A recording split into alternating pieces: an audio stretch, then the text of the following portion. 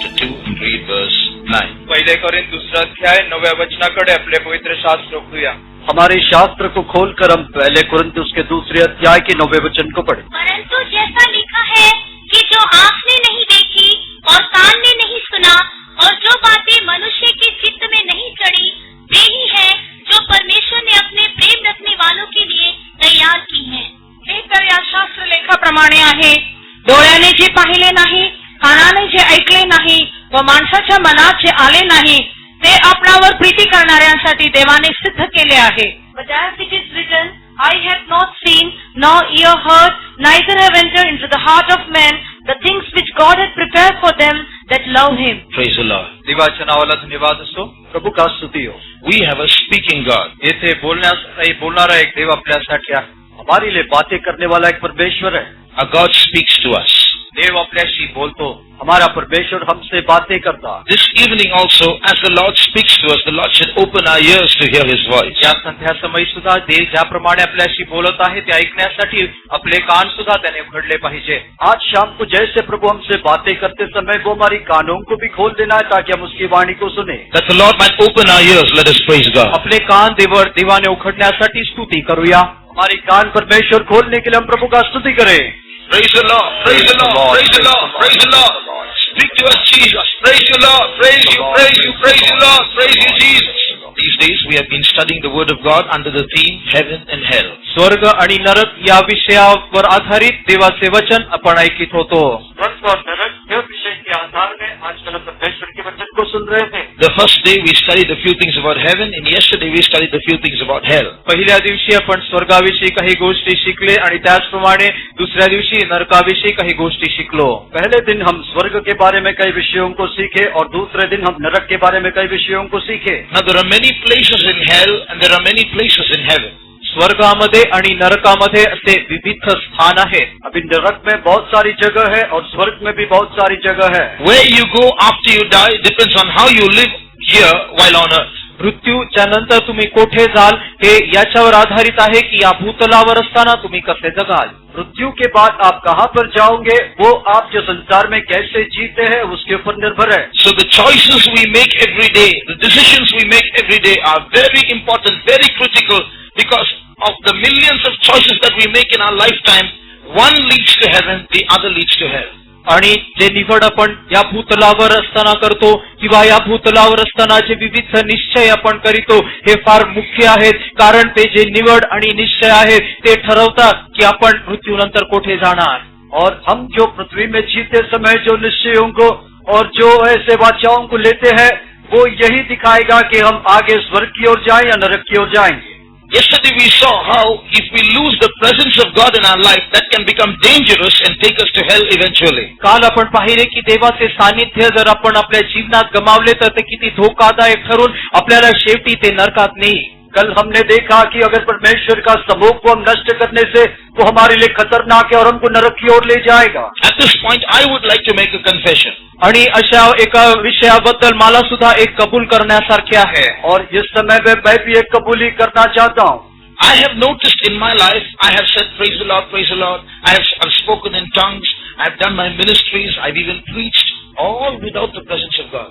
मी सुद्धा अनेक वेळा जीवनामध्ये स्तुती करीत राहिलो, अन्य भाषामध्ये बोललो, प्रचार केला, प्रार्थना केले, परंतु अनेक वेळा ते देवाच्या सानिध्याविना.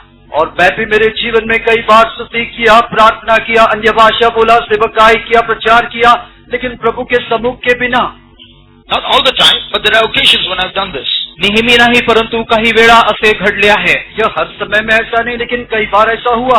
So these things can deceive us. I can get deceived into thinking that I'm doing all this and going to heaven while I'm subtly losing the presence of God in my life. या गोष्टी आपल्याला ठकवू शकतात. कदाचित असे वाटेल की या सर्व गोष्टी करीत असल्यामुळे मी स्वर्गात जाईल, परंतु फार चालाकीने तो आपल्याला अशा एका फसवणुकीकडे कदाचित नेत असेल. हमको शायद लगेगा कि ऐसी सारी बातों से करने से हम स्वर्ग में जाएंगे, लेकिन बड़ी धोखे के साथ शैतान हमको वहाँ पर धोखा देकर नरक में ले जाएगा. As I read from the word of God on the first day, the road to hell is very smooth, very broad, very inviting, whereas the road to heaven is narrow and rugged, and it is easier to go in that broad way and land in hell than to choose the narrow way and go to heaven. मागील दिवसामध्ये पाहिल्याप्रमाणे जो नरकाचा मार्ग आहे तो एक रुंद मार्ग आहे, एक सपाट समभूमीचा मार्ग आहे आणि फार सोपा मार्ग आहे, परंतु स्वर्गाचा जो मार्ग आहे तो अडखळणाचा आणि असा अरुंद एक मार्ग आहे, फार कठीण मार्ग आहे आणि त्यामुळे त्या रुंद मार्गाने फार लवकर आणि सोप्या पद्धतीने जाता येते. हम पहले दिनों में देखे कि यह जो नरक की मार्ग है वो बहुत ही चौड़ा और बहुत ही मोटा है, लेकिन जो स्वर्ग की मार्ग बहुत ही सकेत मार्ग है. और ऐसा हो सकता है कि बहुत ही आसान है कि वो नरक की मार्ग को हम चुने स्वर्ग की मार्ग को चुनने के बदले में. In every choice that we make, choices of career, choices of marriage, choices about the future, choices about our jobs, choices about whom we choose to be our friends, choices about the places we go to, these two ways stand before us, one leading to heaven and the other leading to hell. So we cannot choose as we like. We have to be very careful about our choices. आणि आपण अनेक निवड जीवनामध्ये करीतो, आपल्या शैक्षणिक जीवनाविषयी निवड करीतो, कामाविषयी कुठे जातो, कसे जगतो, काय करावे, हे सर्व गोष्टींविषयी आपण अनेक निवड करीत असतो. प्रत्येक निवड करीत असताना दोन मार्ग आपल्या समोर ठेवलेले आहे आणि हे निवड करताना हे दोन मार्ग नेहमी आपल्या समोर असतात आणि त्यामुळे ते निवड फार गंभीर असे आहे. हमारे जीवन में बहुत सारे चुनाहट को करते, पढ़ाई के बारे में, विवाह के बारे में, दोस्तों को चुनने के बारे में और कितने सारी बातों में कई चुनाहट को करते. इस चुनाहट को करते समय हमारे सामने दो मार्ग है, एक स्वर्ग की ओर और एक नरक की ओर, तो ये बहुत ही मुख्य चुनाहट बनता है. So it is not enough to know about heaven and hell, just have a mental knowledge of these things. We also need to know how to get there practically by making our choices right. त्यामुळे स्वर्ग व नरक यांविषयी एक ज्ञान असणे एवढे पुरे नाही, परंतु ते ज्ञान मनामध्ये राहून आणि योग्य निवड करण्यामध्ये फारच मुख्य आहे. यह जो स्वर्ग और नरक के बारे में ज्ञान होना इतना काफी नहीं, उसी ज्ञान को हमारे मन में रखते हुए ठीक तरह के निश्चयों को और चुनाहट को करना वो मुख्य है. Let's read from Luke chapter 13 and verse 24. लूकचे सुवर्तमान 13 अध्याय 24व्या वचनामधून वाचूया. लूका का सुसमाचार उसके 13वें अध्याय के 24 वचन को हम पढ़े. उसने उनसे कहा, सकेत द्वार से प्रवेश करने का यत्न करो, क्योंकि मैं तुमसे कहता हूँ कि बहुतेरे प्रवेश करना चाहेंगे और ना कर सकेंगे. तो त्यांना म्हणाला, अरुंद दरवाजाने आत जाण्याचा नेटाने यत्न करा, कारण मी तुम्हाला सांगतो पुष्कळ लोक आत जाण्यास पाहतील, परंतु त्यांना जाता येणार नाही. Strive to enter in at the straight gate, for many, I say unto you, will seek to enter in and shall not be able. Strive to enter in at the narrow straight gate. अरुंद दरवाजाने आत जाण्यासाठी यत्न करा. सकेत द्वार से प्रवेश करने के लिए यत्न करो. This word strive in the original tongue in Greek is agonizomai. आणि ग्रीक भाषेमध्ये यज्ञाला एगोनिझमाय असे म्हटले जाते. और जो यत्न करना वो ग्रीक भाषा में अगनुसमाय कहते हैं. It's from this word that the English word agony comes from. आणि या मूळ शब्दामधून इंग्रजीमध्ये ॲगनी हा शब्द येतो. और जो मूल शब्द से अंग्रेजी में एगनी बोल के शब्द निकलता. That word actually means you have to wrestle as though you're in a contest, you're in a competition, straining every nerve, be in agony so that you can enter finally into that straight gate. आणि त्याचा अर्थ असा आहे की ज्याप्रमाणे तुम्ही एका शर्यतीमध्ये आहात किंवा एका लढाईमध्ये आहात, अशा रीतीने फार यातना सहन करून अधिक परिश्रम करून यत्न केले पाहिजे यासाठी की तुम्ही जिंकले पाहिजे. और वो यही दिखाता है कि जैसे कोई प्रतियोगिता या कोई लड़ाई में जैसे मनुष्य यत्न करता है, वैसे अपने सारे नस को पकड़ कर उसके ऊपर पूरा यत्न करते हुए कैसे भी करके उसमें उतराना है बोल के वो एक निश्चय है. Now there are many things that we can know about how to get to heaven. स्वर्गामध्ये कसे जावे याविषयी अनेक गोष्टी शिकता येईल. और स्वर्ग में कैसा जाना उसके बहुत सारे विषयों को हम सीख सकते हैं. Jesus said, in my Father's house there are many mansions, but I go to prepare a special place for you. येशू म्हणाला, माझ्या पित्याच्या भवनी अनेक निवासस्थान आहे, परंतु मी तुम्हासाठी एक स्थान तयार करण्यासाठी जात आहे. यीशु ने कहा कि मेरे पिता के पास बहुत सारे निवास स्थान है, लेकिन मैं तुम्हारे लिए खास जगह तैयार करने जा रहा हूँ. Which means God is not just giving us an ordinary heaven. We in the last days are going to be given a special heaven. आणि याचा अर्थ असा की देव आपल्यासाठी एक साधारण स्वर्ग नाही, परंतु एक विशेष असे एक स्वर्ग देणार आहे. उसका अर्थ यह है कि परमेश्वर हमको कोई साधारण स्वर्ग नहीं, बल्कि इन आखिरी दिनों में एक विशेष स्वर्ग देने के लिए चाहता. Which means to get to that special place we can't live like others. आणि याचा अर्थ असा की त्या विशेष ठिकाणी जाण्यासाठी इतरांप्रमाणे जगता येत नाही. उसका अर्थ यही कि उस विशेष जगह में जाने के लिए हम दूसरों के माने जीवन नहीं बिता सकेंगे. So I would like to focus on one area alone on what qualifies us to go when Jesus comes. ज्यामुळे येशू येईल त्यावेळेस कोणत्या गोष्टीमुळे येशूच्या आगमनात जाण्यासाठी आपण योग्य बनू शकतो अशा एका मुद्द्यावरच मला अधिक लक्ष केंद्रित करण्यासाठी विचार आहे. यीशु की आगमन में हम कैसे जा सकेंगे, उससे एक ही बात के ऊपर मैं ज्यादा ध्यान देने के लिए चाहता हूँ. I want that one thing that I'm going to focus on. I want that answer to come from you. आणि तो एक विषय ज्यावर मी अधिक लक्ष केंद्रित करू इच्छितो ते उत्तर तो विषय मी तुम्हाकडून ऐकू इच्छितो. और जो विषय के ऊपर मैं अपना ध्यान अधिक लगाना चाहता हूँ वो विषय मैं आपसे सुनने के लिए चाहता हूँ. I'll give you a clue. The answer is in the key verse. आणि ते जे पहिले जे वचन वाचले त्यामध्ये त्याचे उत्तर आहे असे मी तुम्हाला सांगू इच्छितो. और मैं आपसे यह भी कह सकता हूँ कि उसकी जवाब जो है वो मूल वचन हमने जो पढ़ा उसी में है. Anyone say one word? Love. That's right. Preeti, Prem. God is preparing a heaven which no human eyes have seen, a heaven about which ears have not heard of, a heaven about which no heart in this world has imagined, and it is being prepared only for those who love Him. डोळ्याने न पाहिलेले, कानाने न ऐकलेले, कोणा मनुष्याच्या हृदयामध्ये न आलेले असे एक स्वर्ग देव अशांकरिता तयार करीत आहे ज्यावर तो प्रीती करीत हो. और आंखों ने नहीं देखा ऐसा एक स्वर्ग, कानों ने नहीं सुना ऐसा एक स्वर्ग, मनुष्य के हृदय में सोचा ने ऐसा एक स्वर्ग जो है परमेश्वर अपने प्रेम करने वाले लोगों के लिए तैयार कर रहा है. We often hear about this word called love failure in this world amongst young people. अनेक वेळा या तरुणांमध्ये आपण प्रीतीमध्ये एक त्यांच्या मनामध्ये निराशा येते असे आपण पाहतो. हम यह संसार में देखते हैं कि बहुत सारे जवानों के बीच में जो प्रेम में असफल होने का अनुभव देखते हैं. Do you know God has been affected by that love failure himself? आणि या प्रीतीच्या अयशस्वीपणामुळे देवाला सुद्धा त्याचा त्रास झाला आहे हे तुम्हाला ठाऊक आहे का? लेकिन क्या आपको मालूम है यह प्रेम में असफल होना, यह जो बात प्रभु के ऊपर भी असर किया है. He is longing for love.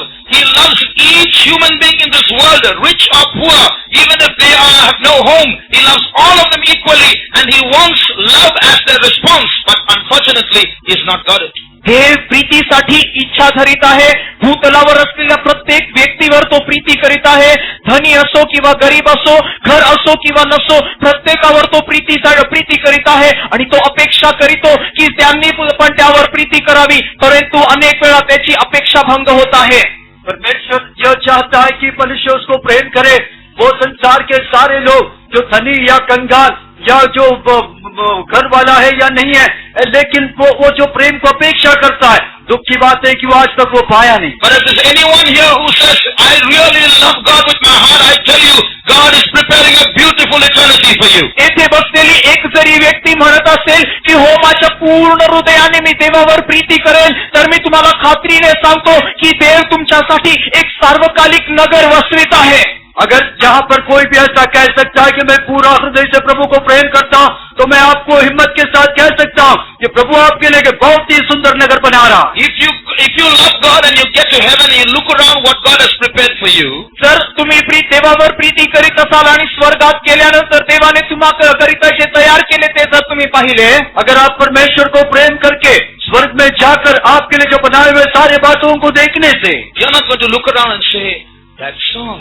I thought something else. तुम्ही असे म्हणणार नाही एवढेच होते का, मला वाटले अजून खूप जास्त काहीतरी असेल. आप यह नहीं बोलेंगे क्या इतना ही है, मैं सोचा कि इससे अधिक होगा. When you get to heaven and you look at what God has prepared for you, you're going to be speechless, say for 1,000 years, before you can open your mouth and say, Lord, so much for an unworthy person like me. स्वर्गात गेल्यानंतर तुम्ही जे तुम्हाकरिता तयार केलेले ते जर तुम्ही पाहिले तर तुमची बोलीच बंद होईल. म्हणा की 1000 वर्षांसाठी तुम्ही तसेच बघत राहाल आणि त्यानंतर म्हणाल प्रभू अयोग्य व्यक्तीसाठी एवढे तयार केले. जब आप स्वर्ग में जाओगे इन सारी बातों को देखने के बाद करीबन 1000 साल तक आप चुप ही रहोगे, कुछ बोल नहीं पाओगे और फिर आप कहोगे प्रभु मेरे जैसे अयोग्य व्यक्ति के लिए यह सब. Now I want to share with you 3 aspects in which we should express our love for Him. 3 जे विषय ज्यामधून आपली प्रीती आपण त्यासाठी प्रगट करावी याविषयी तुम्हाला काही सांगू इच्छितो. अभी मैं आपको यह तीन पहलू के द्वारा जो आप प्रभु को अपना प्रेम प्रकट करना है उसको बताना चाहूंगा। There are three ways in which we should express our love for God. तीन मार्ग आहे ज्यामधून आपली प्रीती प्रभु करिता प्रकट करावी। ऐसे तीन मार्ग है जिसके द्वारा हम प्रभु को हमारा प्रेम को प्रकट करना। First of all, God expects us to love Him with an unconditional love. सर्वप्रथम म्हणजे प्रभूची इच्छा असते की विना अटी आपण देवावर प्रीती करावी। सबसे पहला प्रभु यही अपेक्षा करता है कि कोई शर्त के बिना हम उसको प्रेम करें। In other words, we should love Him for no reason. आणि याचा अर्थ असे की कोणतेही कारण मनामध्ये न ठेवता त्यावर प्रीती करावी। दूसरे शब्द में कहने से कोई भी कारण के बिना उसको प्रेम करना। For example, you ask God why He loves you. उदाहरणार्थ जर तुम्ही प्रभूला विचारले की त्याने तुम्हावर का प्रीती केली, उदाहरण के लिए आप प्रभु से पूछो कि प्रभु आपसे क्यों प्रेम किया।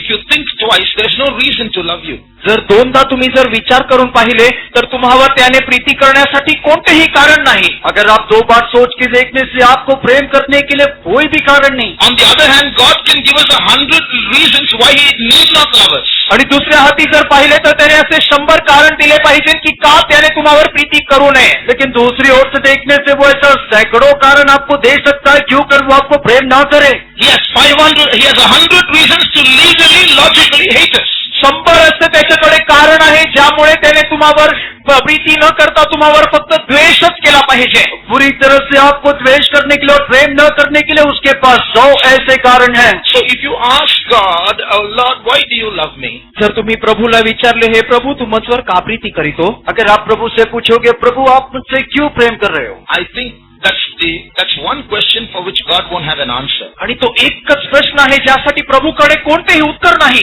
मैं सोचता हूँ कि वो एक सवाल होगा जिसके लिए प्रभु के पास उसका जवाब नहीं होगा। So if you ask God, why do you love me? His only answer will be, I love you, full stop. That's all. आणि जर तुम्ही प्रभूला विचारले प्रभू तू मुझवर का प्रीती करीतो तर तो तुम्हाला एवढेच म्हणेल मी तुझवर प्रीती करीतो, पूर्णविराम। और जब आप पूछोगे प्रभु आप मुझसे इतना क्यों प्रेम करते हो तो प्रभु यही करेगा मैं तुझसे प्रेम करता हूँ और चुप हो जाए। Read Ephesians 1:5. इफिसियन्स पत्री पहिला अध्याय 5वें वचन वाचूया। इफिसियों के पत्री पहला अध्याय की 5वें वचन को पढ़िए।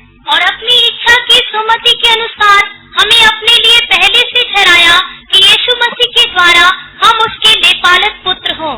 त्याने आपल्या मनाच्या सत्संकल्पाप्रमाणे आपल्याला येशू ख्रिस्ताच्या द्वारे स्वतःचे दत्तक होण्याकरिता प्रेमाने पूर्वीच नेमले आहे। Having predestinated us unto the adoption of children by Jesus Christ to Himself according to the good pleasure of His will. Look at this phrase, according to the good pleasure of His will. या वचनाकडे पहा, त्याच्या प्रीतीमुळे त्याने तसे केले आहे। इस वचन की or देखिए, वो कहता है इच्छा की सुमति के अनुसार। So if according to this verse you ask Him, Lord, why do you love me? He will say, I chose to love you and so I love you. There's no other reason. या वचनावर आधारित जर तुम्ही प्रभूला विचारले प्रभू तू मुझवर का प्रीती करीतो तो म्हणेल मी ठरविले आहे की तुझ्यावर प्रीती करावी एवढेच। यह वचन के आधार में आप प्रभु से पूछोगे प्रभु आपने मुझसे क्यों प्रेम किया, प्रभु कहेगा मैंने तुझे प्रेम करने के लिए चुन लिया इसलिए मैं करता हूँ। In the same way, just like God loves us without reason, He wants us to love Him without reason. त्याच रीतीने ज्या रीतीने की देव तुम्हावर कारणाविना प्रीती करीत आहे तो इच्छा करीतो की तुम्ही सुद्धा त्यावर कारणाविना प्रीती केली पाहिजे। जैसे प्रभु कोई कारण के बिना हम पर प्रेम कर रहा है वैसे वो अपेक्षा करता है कि हम भी कोई कारण के बिना उसके ऊपर प्रेम करें। In the beginning, we started loving God because He did something for us. He healed us, He saved us from our sins, He delivered the quarrels at home, He cleared all our debts, and He gave us peace of mind, and He helped us in this, gave us a good job, and so on. आरंभीच आपण प्रभूवर प्रीती करीतो कारण त्याने आपल्यासाठी जीवनामध्ये काहीतरी केले असते, पापातून आपले तारण केले असते, आपल्या घरातील भांडण तंटे बंद झाले असतील, आपले कर्जाचे ओझे निघून गेले असते, काही आशीर्वाद आपण प्राप्त केले असतील। शुरुआत में हम प्रभु को प्रेम करते हैं क्योंकि हमने प्रभु से कई आशीषों को पाया, हमारी पापों का क्षमा मिला, घर की सारी तकलीफों को दूर किया, बीमारी से चंगाई किया, अच्छा नौकरी दिया। इन कारणों के लिए हम प्रभु से प्रेम करते होंगे। But as we grow, we must grow in love too. परंतु जसे आपण वाढतो प्रीतीमध्ये वाढले पाहिजे। लेकिन जैसे हम बढ़ते हैं तो उसकी प्रेम में बढ़ना। We should love Him not because He gives all the time. We should love Him for what He is. आणि तो देतो म्हणून नेहमी प्रीती न करता तो जे आहे त्यासाठी आपण त्यावर प्रीती करावी। वो दे रहा है इसलिए उसको प्रेम करना वो नहीं, बल्कि वो जो है उसलिए हम उसको प्रेम करना। So even if He does not give, sometimes He will test us to see receive, we still love him. आणि काही वेळा तो असे आपल्याला काही देणार नाही, कारण तो परीक्षा पाहत असेल की तरी सुद्धा आपण त्यावर प्रीती करीतो का. कभी कभी वो हमको दिए बिना ये अपेक्षा करके देखता है, परख के देखता है कि क्या हम उसको प्रेम करता है या नहीं. So if you don't get a good job for some time, काही वेळ आपल्यासाठी एक उत्तम नोकरी नसेल, हमारे लिए कभी कभी थोड़े समय के लिए अच्छा नौकरी नहीं मिलता, or a student fails in his exam, किंवा एक विद्यार्थी असेल जो परीक्षेमध्ये अनुत्तीर्ण झाला, नहीं तो एक विद्यार्थी होगा जो परीक्षा में असफल होगा, or you're praying for healing for your sickness, किंवा तुमच्या आजाराच्या बरे होण्याकरिता प्रार्थना करीत असाल, नहीं तो शायद आपकी बीमारी की चंगाई के लिए आप प्रार्थना करता होगा, or your debts have not been cleared for many years, किंवा अनेक वर्षांपासून तुमचे कर्ज जे आहे ते परतफेड झालेले नाही, नहीं तो आपका कर्ज बहुत सारों से शायद वो मिटा नहीं दिया होगा. I'm not going to pray anymore. मी अजून प्रार्थना करणार नाही, मैं अभी प्रार्थना नहीं करूँ, I'm not going to go to church anymore. यापुढे मंडळीत जाणार नाही, इसके आगे मैं कलीसिया नहीं जाऊंगा. I prayed, God is not answering. Why should I go and pray anymore? मी एक प्रार्थना केली, देवाने उत्तर दिले नाही, अजून पुढे का प्रार्थना करावी. मैंने प्रार्थना किया, प्रभु ने जवाब नहीं दिया, अभी क्यों आगे प्रार्थना करूं. Oh, so I supply your needs, so you love me. So it's selfish, isn't it? You want something done for you, so you love me. That's selfish love. God does not want that. आणि देवही पाहून म्हणेल की हो, मी तुला काहीतरी दिले त्यामुळे तू प्रीती करीत होता, आणि तू स्वार्थी आहे, तुझी जी प्रीती आहे ते सुद्धा तुझ्या त्या स्वार्थामुळे आहे, आणि देवाला अशा स्वार्थ प्रीतीची इच्छा नाही. प्रभु कहेगा, देखो जब कभी मैं तुझे कुछ दिया तभी तुमने मुझे प्रेम किया, नहीं दिया तो प्रेम नहीं करता. ये तुम्हारा प्रेम जो है स्वार्थी प्रेम है. So whether he gives or whether he does not give, that's not the point. We should express our love for him for what he is. त्यामुळे दिले किंवा नाही दिले ते कारण नाही, परंतु तो जे आहे त्यासाठी त्यावर प्रीती करावी. वो दिया या न दिया वो विषय नहीं, बल्कि वो जो है उसलिए हम उसको प्रेम करना. How many of you have problems today? Lift up your hands. आज तुम्हामध्ये किती लोकांच्या जीवनात समस्या आहे, हात वर करा. आज कितने लोगों के जीवन में समस्या है, अपने हाथों को ऊपर करिए. Put your hands right up. एकदम वर हात करा. अपने हाथ को ऊपर करिए. Okay, put down your hands. हात खाली करा. Your problems have not been solved. तुमच्या प्रश्नांचे उत्तर मिळाले नाही, आपकी समस्या का जवाब नहीं मिला. But in the middle of your unsolved problem, how many of you can say, I love you, Jesus? परंतु ते न सोडवलेल्या प्रश्नामध्ये कोण असे म्हणू शकतो की माझ्या ईश्वर मी प्रीती करेन. लेकिन आपके यह छुड़ाया नहीं गया ऐसी समस्याओं में कितने लोग कह सकते हैं, मैं यीशु मैं तुझे प्रेम करता हूँ. Those who say whether my problem is solved or not is not the matter. I love Jesus. Put up your hands. आणि ते म्हणतील की माझ्या प्रश्न सोडवले की रे किंवा नाही तरी सुद्धा माझे ईश्वर प्रीती करेल, अशांनी हात वर करा. जो कहेगा मेरा समस्या छुड़ाया गया या नहीं, मैं मेरा यीशु को प्रेम करूंगा, ऐसे लोग हाथ उठाइए. Shout hallelujah to glorify God. देवाच्या गौरवासाठी हालेलुया म्हणूया. महिमा देने के लिए हालेलुया बोलिए. Hallelujah. Very good. That puts the devil to shame. शैतान यामुळे लज्जित झाला आहे, शैतान इसके द्वारा लज्जित होता And that makes God happy. देवाला उल्हास झाला आहे, और वही प्रभु को खुशी दिलाता. You practice this, I tell you, God will supply your needs. तुम्ही असे नेहमी करत राहा, मी तुम्हाला सांगतो की देव तुमच्या सर्व गरजा पूर्ण करेल. आप इसको तालीम में लाइए, मैं कहता हूँ कि प्रभु आपकी सारी जरूरतों को पूरा करेगा. But just because we say I love you, then God will supply your needs. Don't say I love you for that. That's also selfishness. आणि मी देवावर प्रीती करीतो असे म्हटल्यावर देव तुमच्या सर्व गरजा पुरवेल अशा एका विचाराने जर करीत असाल तर तसे करू नका, कारण ते स्वार्थी प्रीती आहे. अगर आप सोचते हो कि मैं प्रभु को कहता हूँ कि मैं प्रेम करता हूँ फिर वो मेरी जरूरतों को पूरा करेगा, तो वो भी एक स्वार्थी प्रेम होकर दिखाई देता. So let your love be without reason, without cause towards God. त्यामुळे बिना अटी बिना कारणाची तुमची प्रीती असावी. आपका जो प्रेम प्रभु के प्रति है कोई कारण या वजह के बिना होने दो. There's a second way in which God wants us to love Him. दुसरे एक मार्ग आहे ज्या रीतीने तो इच्छा करीतो की आपण त्यावर प्रीती करावी. और दूसरा एक मार्ग है जो प्रभु अपेक्षा करता है कि हम उसके द्वारा उसको प्रेम करें. Read John chapter 14 verses 14 and 15. John 14 and 15. Yohan 14 अध्याय 14-15 वचन. यूहन्ना का सुसमाचार 14वें अध्याय की 14 और 15 वचन. यदि तुम मुझसे मेरे नाम से कुछ मांगोगे तो मैं उसे करूंगा. यदि तुम मुझसे प्रेम रखते हो तो मेरी आज्ञाओं को मानोगे. तुम्ही माझ्या नावाने माझ्याजवळ काही मागाल तर मी ते करीन. माझ्यावर तुमची प्रीती असली तर तुम्ही माझा आज्ञा पाळाल.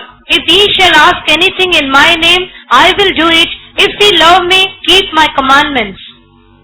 So you can rephrase these two verses like this. या दोन्ही वचनांना तुम्ही अशा वेगळ्या एका रीतीने ते वाक्य बनवता येईल. और ये दोनों वचनों को आप दूसरे तरीके से वाक्य बना सकेंगे. Because I love you, whatever you ask, I will do. मी तुझ्यावर प्रीती करीतो, त्यामुळे तू जे काही मागशील तसे मी करेन. मैं तुझे प्रेम करता हूँ, इसलिए जो भी तू मांगेगा मैं वैसा ही करूंगा. But if you love me, whatever I ask, you will do.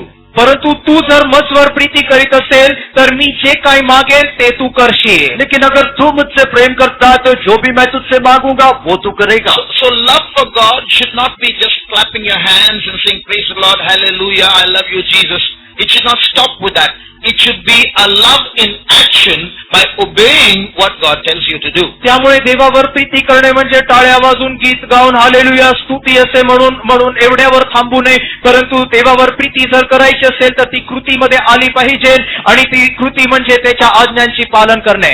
प्रभु को प्रेम करना, यह सिर्फ स्तुति करना, गीत को गाना, ताली बजाना, उसमें रुकना नहीं, बल्कि प्रभु को प्रेम करना कहने से वो आपको जो आज्ञा देता है उसकी आज्ञाओं को पालन करना. Emotion is essential. We need it. We need to rejoice in the Lord. But it should not stop with that. Our love should be demonstrated by obeying God. भावना गरजेचे आहे, कारण भावना असेल तर देवामध्ये आनंदित होता येईल. परंतु त्यामुळे आपण तेवढ्यावर थांबू नये, परंतु आपण देवावर प्रीती करणे म्हणजे त्याच्या आज्ञांचे पालन केले पाहिजे. हम ये भावनाएं जज्बात कहने से वो भी प्रभु के सम्मुख में आवश्यक है, लेकिन प्रभु ने किया हुआ जो आज्ञाओं को पालन करना वो ही बड़ा उत्तम बात है. There are two words, Greek words in the Bible that show two different kinds of love. आणि प्रीती याला अर्थ देण्यासाठी ग्रीक भाषेमध्ये दोन वेगळ्या प्रकारचे शब्द आहेत. प्रेम ये वचन को अर्थ बताने के लिए ग्रीक में दो शब्द उपयोग किया गया. One word is called phileo. एक शब्द आहे फिलियो. एक जो शब्द है फिलियो, That's a kind of human love, a father-son love. एक मनुष्याच्या रीतीने मानसिक रीतीने असलेले एक प्रेम आहे, म्हणजे एका पित्याचे आपल्या मुलावर असलेली प्रीती. वो एक मनुष्य का प्रेम है, पिता और पुत्र का प्रेम. The other word is agapeo. दुसरे जे आहे ते अगापेओ, और दूसरा जो है अगपियो, That's a divine love. ते एक दैवी प्रीती. वो ईश्वरीय प्रेम. Loving God unselfishly for His sake. कोणत्याही स्वार्थाविना प्रभूवर फक्त त्याकरिता त्याच्या प्रीत्यर्थ असणारी प्रीती. कोई भी स्वार्थ के बिना प्रभु को उसी के खातिर प्रेम करना. It's a love without selfishness where you sacrifice yourself to love the other. कोणत्याही स्वार्थाविना असलेली प्रीती, ज्या प्रीतीसाठी तुम्ही स्वतःला बलिदान करिता. और कोई भी स्वार्थ के बिना एक प्रेम जहाँ पर आप अपने आप को बलि चढ़ाकर दूसरों को प्रेम करते हैं. If you turn to John chapter 21, Yohan सुवर्तमान 21 अध्यायाकडे वळताना जब आप यूहन्ना के 21वें अध्याय में आते हो, verse 15 onwards, you will see a conversation going on between Jesus and his disciple Peter. आणि तेथे 15व्या वचनापासून येशू आणि त्याचा शिष्य पेत्र यांमधील संभाषण पाहतो. और वहाँ पर 15 वचन से देखने से यीशु और उसका शिष्य पत्रोस के बीच में होने वाली वार्तालाप को देखते हैं. And in this conversation between Jesus and Peter, you can see both these words, phileo and agapeo. या संभाषणामध्ये येशू आणि पेत्रामधील संभाषणामध्ये हे दोन शब्द फिलियो आणि अगापेओ यांना पाहतो. यीशु और पत्रोस के बीच में वो वार्तालाप में हम ये फिलियो और अगपियो को देखते हैं. For example, read verse 15. उदाहरणार्थ 15वे वचन वाचूया. उदाहरण के लिए 15 वचन पढ़िए. भोजन करने के बाद यीशु ने शमौन पतरस से कहा, हे शमौन, यूहन्ना के पुत्र, क्या तू इनसे बढ़कर मुझसे प्रेम रखता है? उसने उससे कहा, हाँ प्रभु, तू तो जानता है कि मैं तुझसे प्रीति रखता हूँ. उसने उससे कहा, मेरे मेमनों को चरा. त्यांची न्याहारी झाल्यावर येशूने शिमोन पेत्राला म्हटले, योहानाच्या पुत्रा शिमोना, त्यांच्यापेक्षा तू माझ्यावर अधिक प्रीती करीतोस काय? तो त्याला म्हणाला, होय प्रभू, आपणावर मी प्रेम करीतो, हे आपल्याला ठाऊक आहे. त्याने त्याला म्हटले, माझी कोकरे चार. So when they had dined, Jesus said to Simon Peter, Simon, son of Jonas, lovest thou me more than these? He saith unto him, Yea, Lord, thou knowest that I love thee. He saith unto him, Feed my lambs. So here first Jesus asks the question. सर्वप्रथम येशू प्रश्न विचारित आहे. यहाँ पर पहला यीशु सवाल को कर रहा. Peter, do you love me?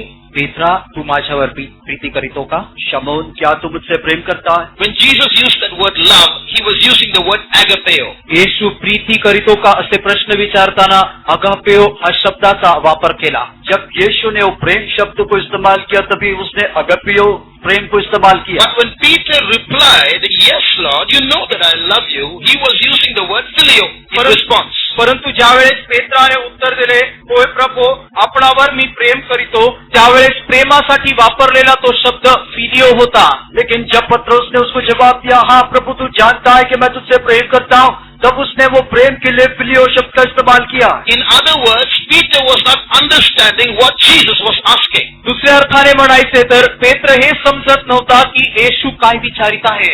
और दूसरे शब्द में कहने से यीशु क्या पूछ रहा है वो पत्रोस समझ नहीं पाया. That's why Jesus asked the same question the second time to Peter. Peter, do you love me with agapeo love?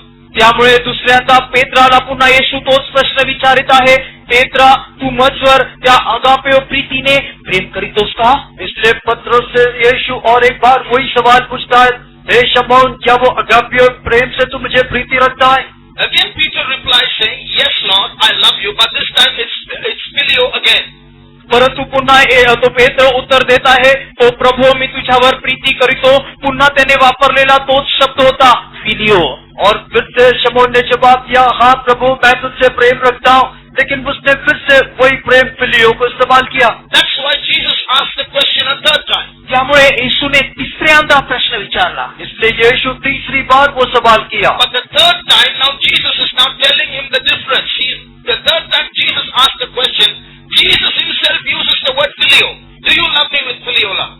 आणि तिसऱ्यांदा येशू या शब्दांचा वेगळा अर्थ सांगण्यासाठी तो तिसऱ्यांदा त्याला प्रश्न विचारित आहे. त्यावेळेस त्याने फिलिओ हा शब्द येशूनेच वापरला. और तीसरी बार जब यीशु ने उससे सवाल किया तो यीशु खुद होकर उस प्रेम के लिए फिलियो प्रेम का शब्द इस्तेमाल KIA. And then Jesus gave Peter an explanation to show the difference. आणि याचा भेद किंवा या दोन शब्दांचा जो वेगळा अर्थ आहे हे समजावून सांगण्यासाठी त्याने त्याला एक उदाहरणही दिले. और वहां पर यीशु ने विवरण करके बताया कि ये दोनों प्रेम का जो फर्क दिखाने के लिए. Notice in the answer that Peter gives, when Jesus asks him, do you love me? He doesn't say, yes, I love you. He says, yes, Lord, you know I love you. आणि त्यामुळे तिसऱ्यांदा जो दिलेला उत्तर होता तो वेगळा होता. त्याने उत्तर दिले, हो प्रभू आपणा सर्व ठाऊक आहे, मी आपणावर प्रेम करतो. इसलिए वो तीसरी बार जवाब देते समय कहता है कि हे प्रभु तू जानता है कि मैं तुझसे प्रीति रखता हूँ. Why did he give that answer? असे उत्तर का दिले? उसने ऐसा जवाब क्यों दिया?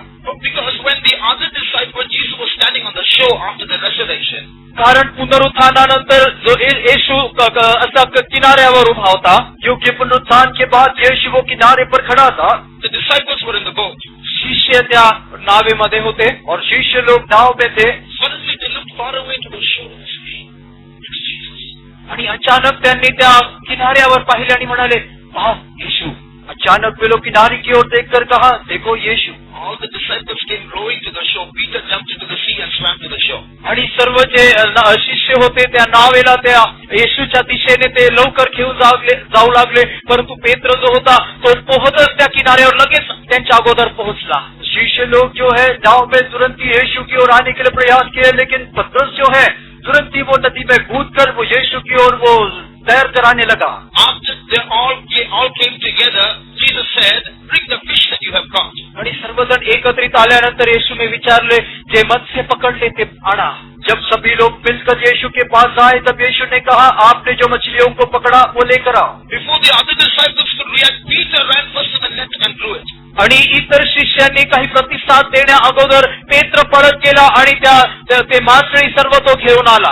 और कोई दूसरा शिष्य उसके जवाब देने से पहले पतरस तुरंत ही जाकर वो मछलियों को ले आया. Because he was extra active compared to the other disciples. When Jesus asked him, do you love me? He says, you have been seeing it, Lord. You know it, Lord. I love you. कारण तो जे प्रतिसाद द्यायचा तो त्यांच्यापेक्षा सर्व शिष्यापेक्षा अधिक तो प्रतिसाद देणारा होता. त्यामुळे त्याला विचारले, तू प्रेम करीतो का? तर तो म्हणतो, हो प्रभू तुला ठाऊक आहे मी प्रेम करीत आहे. और वो दूसरे शिष्य उनसे बढ़ के काम करने में अति उत्तेजित व्यक्ति था, इसलिए वो प्रभु को कहता है कि प्रभु तू तो जानता है कि मैं तुझे प्रेम करता हूँ. But now Jesus was giving an explanation to Peter. आता पेत्राला तो येशू समजावून सांगत आहे. अभी यहाँ पर यीशु जो है पतरस को वो समझाकर बता रहा, It's true, Peter, you love me. I don't deny it. पेत्रा, तू मजवर प्रीती करीतो ते खरे आहे आणि मी ते नाकारत नाही. हाँ पतरस तू मुझे प्रेम करता है, ये सच्ची बात है, मैं उसको इनकार नहीं करता. But I want to tell you something more about how you should love me, Peter. परंतु पेत्रा, तू मजवर कशी प्रीती करावी याविषयी तुला अधिक काही सांगू इच्छितो. लेकिन पतरस तू मुझसे कैसा प्रेम करना, उस विषय में कुछ अधिक मैं तुझे समझाना चाहता हूँ. Read verse 18. 18वें वचन वाचूया. 18 वचन पढ़. तुझसे सच सच कहता हूँ, जब तू जवान था तो अपनी कमर बांधकर जहाँ चाहता था वहाँ फिरता था, परंतु जब तू बूढ़ा होगा तो अपने हाथ लंबे करेगा और दूसरा तेरी कमर बांधकर जहाँ तू ना चाहेगा वहाँ तुझे ले जाएगा. मी तुला खचित खचित सांगतो, तू तरुण होतास तेव्हा स्वतः कंबर बांधून तुझ्या इच्छेस येईल तेथे जात होतास, परंतु म्हातारा होशील तेव्हा हात लांब करशील आणि माणूस तुझी कंबर बांधून तुझ्या इच्छेस येणार नाही तेथे तुला नेईल. Verily, verily, I say unto thee, when thou wast young, thou girdest thyself and walkest whither thou wouldest. But when thou shalt be old, thou shalt stretch forth the hands, and another shall gird thee and carry thee whither thou wouldest not. Peter, when you were young, when you were immature, you loved me in your own way. Petra, ज्या वेळेस तू अल्लड होतास किंवा ज्या वेळेस तू तरुण होता तेव्हा तुझ्याच रीतीने तुझ्या मार्गाने तू मजवर प्रीती करीत होता. पतरस जब तू जवान था, नहीं तो जब तू सियाना नहीं बना था, तब तू अपने तरीके से मुझसे प्रेम KIA. But when you become mature in your love towards me, परंतु माझ्या प्रीत्यर्थ असलेल्या त्या प्रीतीमध्ये ज्या वेळेस तू अधिक पक्व बनशील, लेकिन मेरी ओर जो तेरी प्रेम है उसमें जब तू सियाना बन चुका, you will stop expressing your love for me in your own way. You will stretch out your hands in surrender. You will allow another one to gird you and take you where you do not want to go. आणि त्यावेळेस तू तुझ्या मार्गाने माझ्यावर प्रेम व्यक्त करण्याचे थांबवशील, तू समर्पण करशील, तुझे हात तू लांब करशील, इतर कोणतरी येऊन तुझे कंबर कसेल आणि तो तुला तुझ्या इच्छेस नसलेल्या ठिकाणी घेऊन जाईल. और तब तू अपने जो तरीके से मुझे प्रेम करना छोड़ देगा, और जब और कोई आकर तू अपने हाथ को लंबा करेगा और दूसरा व्यक्ति आकर तुझे उठाकर तू न चाहेगा ऐसी जगह में तुझे ले जाएगा. The message is this. आणि त्यामधून संदेश दिला तो हाच. संदेश यही है. A person who grows in the love of God will be ready to follow God even to a place where he personally does not want to go. जो येशू देवावर प्रीती करीतो तो अशा खऱ्या अर्थाने प्रीती करेल, तो अशा ठिकाणी सुद्धा जाण्यासाठी तयार होईल जेथे तो व्यक्तिगत रीतीने जाण्यास इच्छुक नाही. जो व्यक्ति परमेश्वर को प्रेम करेगा वो परमेश्वर जो जगह में उसको ले जाएगा वहाँ पर वो जाना नहीं चाहने पर भी वो जाने के लिए तैयार होगा. It is true Peter loved Jesus. खरी गोष्ट की पेत्र येशूवर प्रेम करीत होता. यह सच्ची बात है कि पतरस ने यीशु पर प्रेम KIA. That's why he left his family and followed Jesus. त्यामुळे आपले कुटुंब सोडून येशूचे अनुकरण केले. इसीलिए परिवार को छोड़कर यीशु के पीछे हो लिया. It is true. He said, Lord, all the other disciples can run away and be offended, but I will not be offended. I will stand by you even to death. आणि खरी गोष्ट की तो म्हणाला की इतर शिष्य तुझे हात सोडून पळून जातील, परंतु मी तुझा हात सोडणार नाही आणि मृत्यूपर्यंत मी तुझ्या बरोबरच राहीन. और यह भी बात सच है कि उसने कहा कि दूसरे शिष्य लोग ठोकर खा के चले जाएंगे, लेकिन मैं तुझे इनकार नहीं करूंगा, मेरे जीवन के अंत तक मैं तेरे साथ रहूंगा. But when Jesus was being interrogated and was on the verge of condemnation by the judges, एकदा ज्या वेळेस येशूचा जबाब विचारण्यात आला आणि त्यावेळेस तो मृत्यूच्या दंडाज्ञेपर्यंत जवळ होऊन पोहोचला होता, लेकिन जब न्यायियों यीशु से पूछताछ कर रहा था और जब मृत्यु का जो सजा उसको दे रहा था, one young girl came up to Peter and pointed to Peter and said, I saw this man with Jesus. आणि एक तरुण मुलगी पेत्राकडे आली आणि म्हणाली, या मनुष्याला मी त्या येशू बरोबर पाहिले आहे. एक जवान लड़की आकर वहाँ कहने लगी, देखो इस व्यक्ति भी तो यीशु के साथ मैंने देखा था. Jesus, I don't know, Jesus, I don't know what you're saying. What are you talking about? तो म्हणतो की तू काय म्हणत आहे, मला ठाऊक नाही, मी येशूला ओळखत सुद्धा नाही. वो कहता है कि देखो तू क्या बोल रही है, मैं तो यीशु को पहचानता भी नहीं. Peter loved Jesus, but that love had its limits. पेत्र येशूवर प्रेम करीत होता, परंतु त्या प्रीतीला काही सीमा होत्या. पतरस यीशु को प्रेम तो किया, लेकिन उसके लिए एक सीमा था. But when God told Peter, Peter, when you are old, you will stretch out your hands and another will gird you, Jesus was actually making a prophecy. आणि परंतु येशू ज्या वेळेस म्हणाला की पेत्रा, ज्या वेळेस तू म्हातारा होशील, तू आपले हात लांब करेल आणि कोणतरी येऊन तुझे कंबर कसेल, त्यावेळेस येशू एक भविष्यवाणी सांगत होता. जब यीशु पतरस से कह रहा था कि तू बूढ़ा होगा और अपने हाथ को लंबा करेगा, दूसरा तेरी हाथ बांध भविष्यवाणी कर रहा था। Jesus was prophesying about Peter's death. That's what the next verse says. आणि पुढील वचन म्हणते की पेत्राच्या मृत्यूविषयी येशू भविष्यवाणी करीत होता।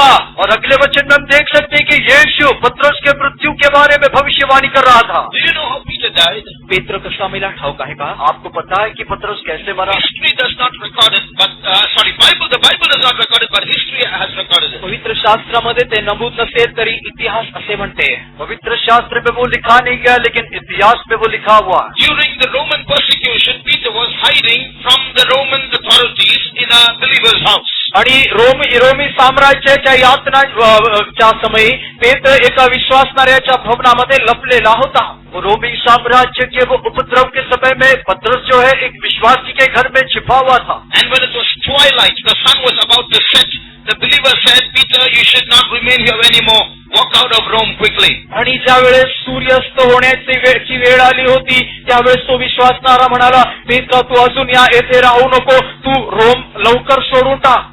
और जब सूर्य अस्त होने लगा तब उस विश्वासी ने पतरस से कहा, पतरस अभी आप तू यहाँ नहीं रहना, इस रोम को छोड़कर चले जा। The believer said, we'll manage somehow, we'll remain here, but you don't remain here, they'll kill you, go out immediately. तो विश्वासणारा म्हणाला की आम्ही कसे तरी येथे राहू, परंतु तुझ्या ते शोधात आहे, तुला लवकर तुझा घात करतील, त्यामुळे तू हे शहर सोडून जा। उस विश्वासी ने कहा, देखो हम तो यहाँ पर रहेंगे, हम अपने आप को देख लेंगे, लेकिन तू यहाँ नहीं रहना, वे लोग आकर तुझे बाहर डालेंगे। So in the twilight, at sunset, when no one was watching, they sent Peter out on the highway that leads out of Rome. त्यामुळे संध्या समय सूर्यास्ताच्या नंतर ज्या वेळेस कोणी पाहणार नाही अशा वेळेस रोम मधून बाहेर पडण्याच्या महामार्गाने त्यांनी पेत्राला पाठवून दिले। और जब सूर्यास्त होते समय शाम के समय वे लोग रोम से बाहर जाने वाले उस राजमार्ग में पतरस को भेज दिया। So Peter walked down that highway for some time, he had escaped. काही वेळापर्यंत पळवाट म्हणून पेत्र त्या मार्गाने पुढे जात राहिला और उस राजमार्ग में बचाव के लिए पतरस आगे चलते रहा। Suddenly in the darkness he saw someone coming towards him in that road. अचानक त्या अंधारामधून कोणीतरी आपल्याकडे येत असताना पेत्राने पाहिले। अचानक उसने देखा कि उस अंधियारे में से कोई एक व्यक्ति उसकी ओर चल के आ रहा। And he was shocked to see who that person was. आणि ती व्यक्ती कोण आहे हे पाहता त्याला धक्का बसला। और वो व्यक्ति कौन है, जब उसको देखा तो उसको बहुत बड़ा धक्का बैठा। That person was walking towards him to go into Rome. तो व्यक्ती रोम शहरामध्ये जाण्याकरिता त्याच्या जवळून जात होते। और वो व्यक्ति जो है रोम में प्रवेश करने के लिए उसकी ओर आ रहा था। Jesus. ती व्यक्ती येशू। यीशु, Jesus, where are you going? येशू तू कुठे जात आहेस? यीशु तू कहाँ जा रहा है? Jesus was walking that way. येशू त्या मार्गाने जात होता। यीशु उस मार्ग से चल रहा। Jesus told him just one sentence and walked past him. येशूने फक्त एक वाक्य उत्तर दिले आणि त्याला त्याच्या पुढे तो नंतर निघून गेला। यीशु ने एक ही वाक्य में जवाब दिया और आगे निकल गया। Jesus said, I am going to Rome to suffer with my people there, and went past him and walked. येशू म्हणाला की रोम मधील माझ्या लोकांबरोबर यातना भोगण्यासाठी मी जात आहे असे म्हणून त्याला पार करीत तो गेला। यीशु कहा, रोम में रहने वाले मेरे लोगों के साथ मैं कष्ट उठाने के लिए जा रहा हूँ, ऐसे कहते हुए आगे गया। Peter felt ashamed. पेत्राला लाज वाटली। पतरस को बहुत लज्जा हुई। Jesus is going to suffer with his people and I'm escaping. येशू त्याच्या लोकांबरोबर कष्ट सहन करण्याकरिता जात आहे आणि मी पळवाट शोधून जात आहे। यीशु अपने लोगों के साथ कष्ट उठाने के लिए जा रहा है और मैं अपने आप को बचा के भाग रहा हूँ। No, I'm going back, he said. नाही नाही तसे नाही, मी पुन्हा मागे जाईल। नहीं नहीं, मैं लौट के जाऊंगा। When he looked back, Jesus was not there. मागे वळून पाहिले तर येशू नव्हता। लेकिन जब लौट के देखा तो यीशु नहीं था। Then he decided Jesus is telling me what is his will concerning me. त्यावेळेस त्याला समजले, त्याने निश्चय केला की त्याच्याविषयी असलेली देवाची इच्छा येशूने प्रकट केली आहे। तब उसने निश्चय लिया और कहा कि यीशु को उसका इच्छा क्या है वो मुझे प्रकट KIA. Peter, when you are old, you will stretch forth your hands and another will guard you and lead you where you do not want to go. Petra, ज्या वेळेस तू म्हातारा होशील तू आपले हात लांब करशील, कोणी इतर मनुष्य येऊन तुझे कंबर बांधेल आणि तुला इच्छा नसलेल्या ठिकाणी घेऊन जाईल। पतरस, जब तू बूढ़ा होगा तो अपने हाथ को लंबा करेगा और दूसरा तेरी कमर को बांध कर तू न चाहेगा ऐसी जगह ले जाएगा। Peter wanted to escape death. He wanted to go out of Rome, but the will of God was not that. The will of God was walk towards Rome. So, although he did not want to go there, he turned back, stretched forth his hands, and walked towards Rome again. Peter Rome मधून पळून जाऊ इच्छित होता, मृत्यूपासून तो पळवाट पाहत होता, परंतु देवाची इच्छा तशी नव्हती। त्याने रोम मध्ये पुन्हा जाऊन कष्ट सहन करावे अशी देवाची इच्छा शहरात प्रवेश करीत गेला. पतरस रोम से भाग निकलने के लिए आग्रह किया, मृत्यु से भाग निकलने के लिए आग्रह किया, लेकिन परमेश्वर का इच्छा नहीं था, इसलिए वहां से लौट कर वो रोम में प्रवेश करने के लिए निश्चय लिया. When he understood the will of God, he went straight to the Roman authorities and he said, I am Peter, take me. आणि ज्यावेळेस देवाची इच्छा त्याला समजली, तो पुन्हा थेट शहरात गेला, अधिकाऱ्यांकडे गेला आणि म्हणाला, मीच पेत्र आहे, मला धरा. और जब उसको परमेश्वर का इच्छा पता चला, वो रोम में लौट के चला गया, रोमी अधिकारी के सामने कहा और कि मैं पतरस हूं, मुझे ले low. Then they caught him and took him to crucify him. त्याला पकडले आणि त्यांनी त्याला वधस्तंभावर खिळण्याकरिता नेले. जब उसको सलीब पर चढ़ाने के लिए वे लोग उसको पकड़ लिए. Then he said, I am not worthy to die like my Lord. तो म्हणाला, माझ्या प्रभू करीत प्रमाणे मृत्यू जगण्यासाठी मी योग्य नाही. तब उसने कहा, मेरे प्रभु के बालिन बनने के लिए मैं योग्य नहीं हूँ. So please, I make you a request, crucify me upside down. त्यामुळे तो म्हणाला, माझी एक विनंती आहे की मला उलटे क्रूसवर खिळा. तब उसने कहा कि मेरा एक विनती है, मुझे वो सलीब पर उल्टा लटका दो. So that's how Peter died. He died being crucified upside down. त्या रीतीने पेत्राचे मृत्यू झाला. पेत्र हा उलटे क्रूसावर खिळण्यात आला. वैसे पतरस मृत्यु पाया और वो सलीब पर उल्टा लटकाया The Gaya. same Peter who denied Jesus said, I don't know Jesus before a young girl, now had the boldness. His love had become so mature that he was ready to go towards the cross and be crucified upside down for Jesus. तोच पेत्र होता. एका तरुण मुली समोर त्याने येशूला नकारले आणि म्हणाला की मला येशू कोण आहे ठाऊक नाही, परंतु त्याची प्रीती एवढी वाढली, एवढी परिपूर्ण झाली की त्याच्यामध्ये एवढे धैर्य आले की तो म्हणाला की क्रूसावर तो उलटा लटकवण्यासाठी सुद्धा त्याने आपल्या स्वतःला समर्पण केले. वही यीशु जो एक जवान लड़की के सामने यीशु को इनकार किया, वही अभी लौट के चला जा रहा है और रोम में प्रवेश करके वही उल्टा लटका लिया जाने के लिए वो अपने आप को सौंप दे रहा. Today we all love Jesus, but we love Jesus like the immature Peter loved Jesus. आज आपण सर्वजण येशूवर प्रीती करीतो, परंतु वाढ न झालेल्या पेत्राप्रमाणेच आपण प्रीती करीत आहोत. आज हम सब यीशु को प्रेम करते,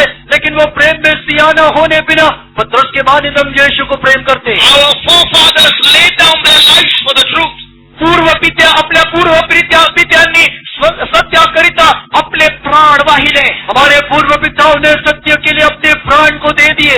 Even today in many parts of the land, many parts of the world, Christians are dying for Jesus. आज सुद्धा देशाच्या आणि जगाच्या अनेक भागामध्ये ख्रिस्ती लोक येशू करिता आपले प्राण देत आहेत. आज भी देश के और संसार के कई भागों में मसीही लोग प्रभु के लिए अपने प्राण को अर्पण कर रहे हैं. But it is very sad today that we have started loving our own lives more than Jesus. परंतु दुःखाची गोष्ट आहे की येशूपेक्षाही अधिक आज आपण आपल्या स्वतःच्या जीवावर अधिक प्रेम करीतो.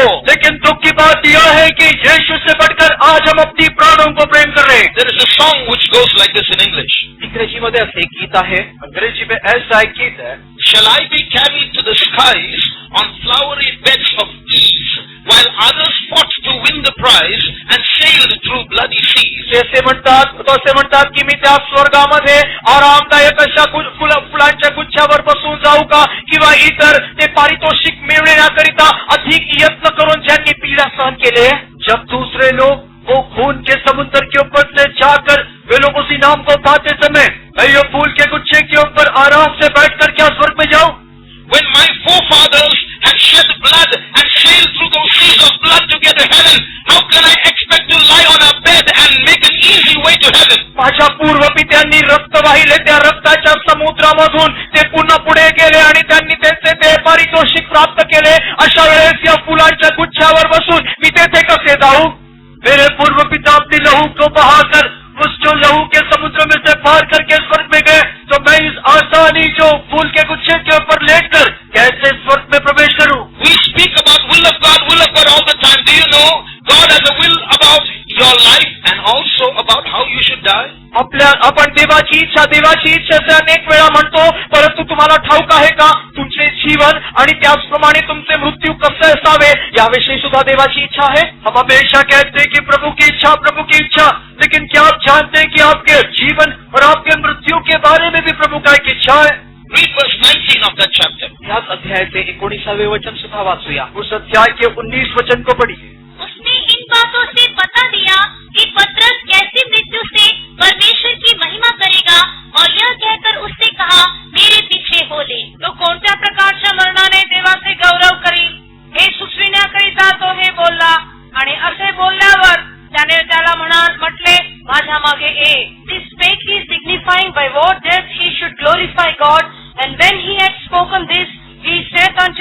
follow me. I don't know how it's in Hindi and Marathi. In some translation it says, this spake he signifying by what kind of death he should glorify God. इतर भाषामध्ये कसे भाषांतर आहे असे ठाऊक नाही, परंतु असे म्हणते ते लिहिलेले आहे की तो कोणत्या प्रकारचे मरणाने देवाचे गौरव करेल याविषयी ते नमूद केलेले आहे. हिंदी और मराठी में कैसे लिखा है मुझे पता नहीं, लेकिन कई भाषाओं में ऐसा लिखा है कि किस प्रकार की मृत्यु से वो परमेश्वर को महिमा करेगा. For example, in Tamil it's like that. Inna vidamana maranam. What kind of death? Tamil भाषेमध्ये आहे की त्या कोणत्या प्रकारच्या मृत्यूने, और तमिल में ऐसा लिखा है कि इस प्रकार की मृत्यु से. So this means God had a plan not only about Peter's life, he had a plan about Peter's death. What kind of death Peter should die? याचा अर्थ असा आहे की देवाला पेत्राच्या जीवनाविषयी इच्छा होती. एवढेच नाही तर तो कोणत्या प्रकारच्या मरणाने मेला पाहिजे याविषयी सुद्धा त्याची इच्छा होती. उसका अर्थ यह है कि प्रभु को पतरस का जो जीवन के बारे में वो इच्छा उतना ही नहीं, लेकिन किस प्रकार से वो मृत्यु पाना उसके बारे में इच्छा था. It's very sad. We are all Christians, but we are cowards.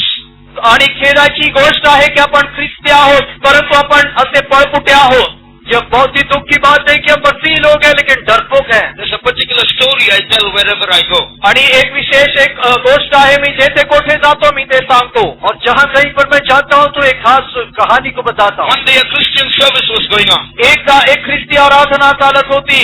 एक बार एक मसीही आराधना चल रहा था. Suddenly two gunmen walked into the hall. अचानक बंदूकधारी 2 व्यक्ति त्या हॉल मध्ये आले. अचानक बंदूक लेकर 2 व्यक्ति उस हॉल में प्रवेश KIA.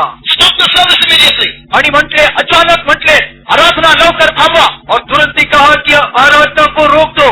Pointed the gun at the pastor and said, you move to that corner. आणि पास्टरांकडे त्यांनी आपली बंदूक रोखली आणि म्हणाले कोपऱ्यात तू निघून जा.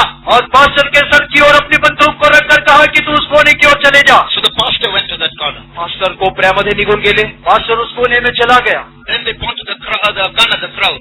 आणि मग त्या जनसमुदायाकडे त्यांनी आपले बंदूक लावली. फिर वो जो लोगों के ऊपर अपनी बंदूक को दिखाया. All those who are on the side of the pastor go and join the pastor. All the others go to the other corner.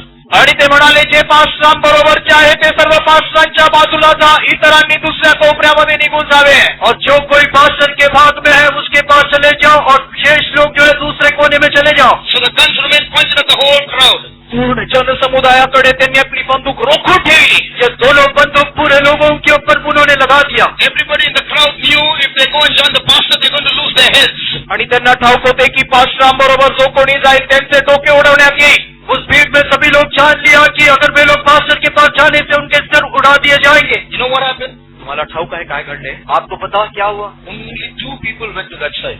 फक्त 2 लोक पास्टरांच्या बाजूला गेले. सिर्फ 2 लोग पास्टर के पास चले गए. The whole remaining church went to that corner. पूर्ण इतर जनसमुदाय दुसऱ्या एका कोपऱ्यात निघून गेला. और शेष कलीसिया पूरा दूसरी कोने की ओर गए. Then you know what the gunmen did? मग त्या बंदूकधारी व्यक्तींनी काय केलं ठाऊक आहे का? आपको पता है कि वो बंदूकधारी लोगों ने क्या KIA? They lowered their guns, आपले बंदूक खाली केले, बंदूक नीचे किया, looked at the pastor पास्टरांकडे पाहिले, पास्टर को देखा and said, "This is your church," त्यांना सांगितले ही तुमची मंडळी, और उनसे कहा ये तेरी कलीसिया, and walked away. आणि निघून गेले. और चले गए. So imagine how ashamed those people would have been. तुम्ही विचार करून पहा त्या दुसऱ्या कोपऱ्यात गेलेले ते लोक किती लज्जित झाले.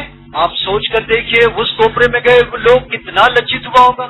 Today, if some gunman puts our center pastor in that corner and says, "All of you join," or with the pastor join that side, I don't know how many are going to join that side. आज कोण बंदूकधारी व्यक्ती येथे आले आणि centre pastor एका कोपऱ्यात करून म्हणाले त्यांच्या बरोबर असलेल्यांनी त्या कोपऱ्यात जा म्हटले तर इथून किती लोक त्यांच्या बरोबर जातील ठाऊक नाही.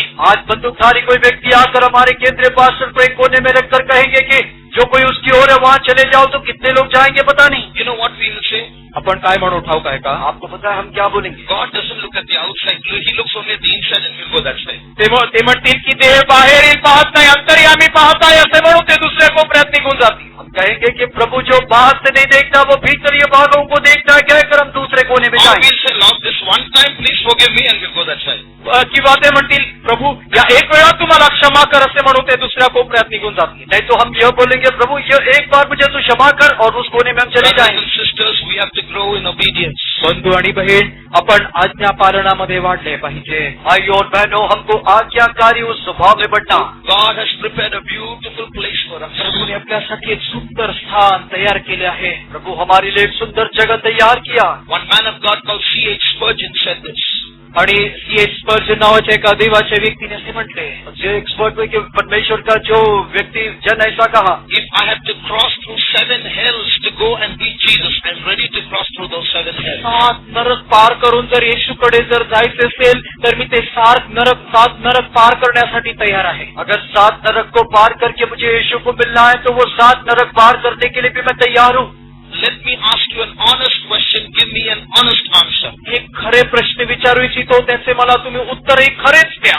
मैं आपको एक सच्चा सवाल पूछने के लिए चाहता हूँ, आप उसके लिए एक सच्चा जवाब भी दीजिए. How many can make this confession? Honest confession. Yes, I don't love Jesus enough. आणि किती लोक असे खऱ्या मनाने म्हणतील, होय माझ्या येशूवर मी पुरेशी प्रीती करीत नाही. कितने लोग खुले मन से बोलेंगे, हाँ मैं मेरे यीशु को उतना नहीं प्रेम कर रहा हूँ. Put up your hands. हात वर करूया. My hands are also up. माझे हातही वर आहे. मेरा हाथ भी ऊपर है. I also realize I don't love Jesus enough. It's easy to preach. मला ठाऊक आहे की मी सुद्धा येशूवर पुरेशी प्रीती करीत नाही. प्रचार करणे सोपे आहे. मैं भी जानता हूँ कि मैं भी यीशु को काफी प्रेम नहीं करता हूँ. प्रचार करना तो आसान है. 1 minute shall we close our eyes. त्यासाठी नेत्र बंद करूया. 1 मिनट के लिए मेरी आंखें बंद करें. Jesus said we should love him with all our heart, with all our soul, with all our strength, with all our mind. येशू म्हणतो की आपण पूर्ण जीवाने, पूर्ण प्राणाने, पूर्ण शक्तीने त्यावर प्रीती करावी. यीशु कहता है कि पूरे मन से, पूरे हृदय से, पूरे सामर्थ्य, पूरे प्राण से उसको प्रेम करना. If you want that love, keep your hands lifted up. ती प्रीती हवी असेल तर आपल्या हात वरच ठेवा. अगर आपको वो प्रेम चाहिए तो अपने हाथ को ऊपर ही रखिए. That love that is stronger than death. ती प्रीती आहे जी मृत्यूपेक्षा बळकट आहे. और यह प्रेम मृत्यू से भी सामर्थ्यवान है. That love that has a vehement flame in it. आणि ती प्रीती आहे ज्यामध्ये एक मोठी एक ज्वाला आहे. और वो प्रेम के अंदर अग्निमय ज्वाला है. That love that burns like a fire which many waters cannot quench.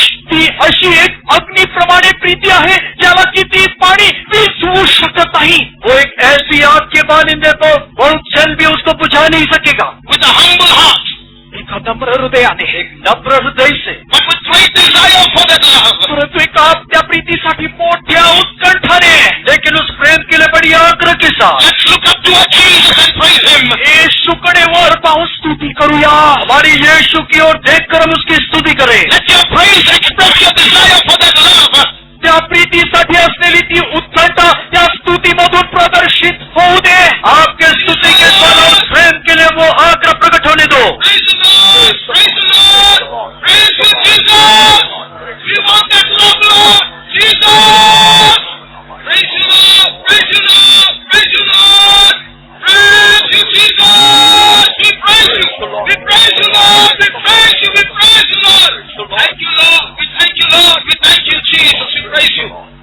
As we have expressed this desire, आपली इच्छा ज्या रीतीने आपण प्रकट केली, जैसे हमने अपने आग्रह को प्रकट KIA, by the grace of God, this love shall burn brighter. देवाच्या अनुकृपेने ती प्रीती आपल्यामध्ये अधिक ज्वालामय होईल. और परमेश्वर के अनुग्रह से वो प्रेम हमारे अंदर अधिक ज्वालामय होगा. By the grace of God, this love shall grow. देवाच्या कृपेने ही प्रीती वाढेल. परमेश्वर के अनुग्रह से यह प्रेम बढ़ेगा. By the grace of God, we shall lay down our lives for Jesus. देवाच्या कृपेने आपले प्राण प्रभू येशू करिता आपण वाहू. और परमेश्वर के अनुग्रह से प्रभु यीशु के लिए हमारे प्राण को अर्पण करेंगे. Hallelujah! Now we will go to the third aspect in which we have to love Jesus. तिसरे मार्ग ज्या रीतीने येशूवर प्रेम करावे त्याकडे वळूया. और तीसरे पहलू के द्वारा जो यीशु को प्रेम करना, उसकी ओर हम जाए. Turn to Isaiah chapter 64. यशाया 64वां अध्याय. यशाया उसके 64वें अध्याय. If you read the first 3 verses, पहिले 3 वचन वाचताना पहले 3 वचनों को जब पढ़ते, you see there a terrible God before whom mountains melt.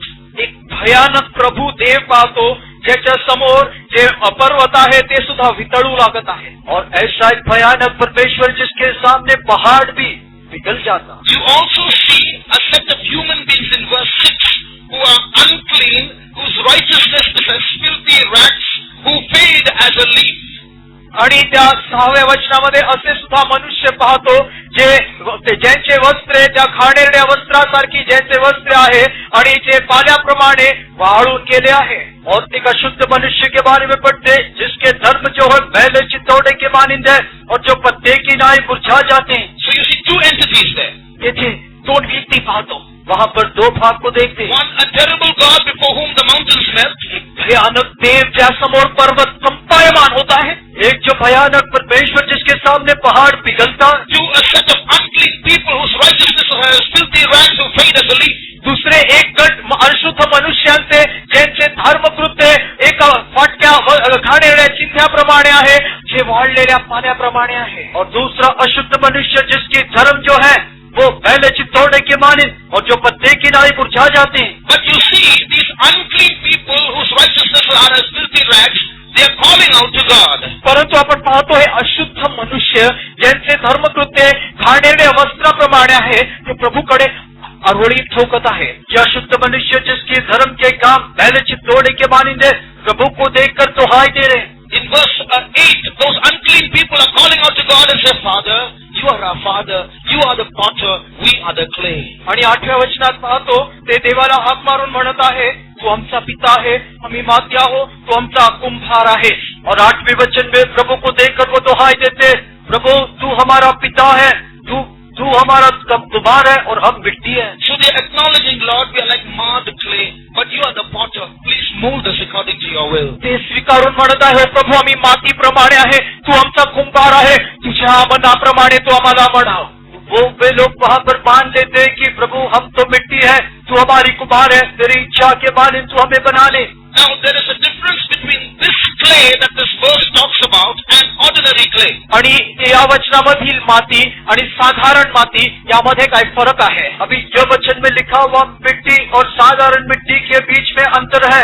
When an ordinary potter molds ordinary clay, that clay will yield to the potter. साधारण रीतीने असलेली जी माती आहे साधारण एक कुंभार ज्यावेळेस त्यात ते भांडे बनवतो त्यावेळेस ती माती त्याच्या हातात स्वतःला समर्पण करीते. साधारण मिट्टी जो है जब साधारण कुम्हार के हाथ में तो मिट्टी जो है अपने आप को पूरी तरह से सौंप देता. But this particular clay, when getting molded, can say, stop, I don't want to be molded, I resist.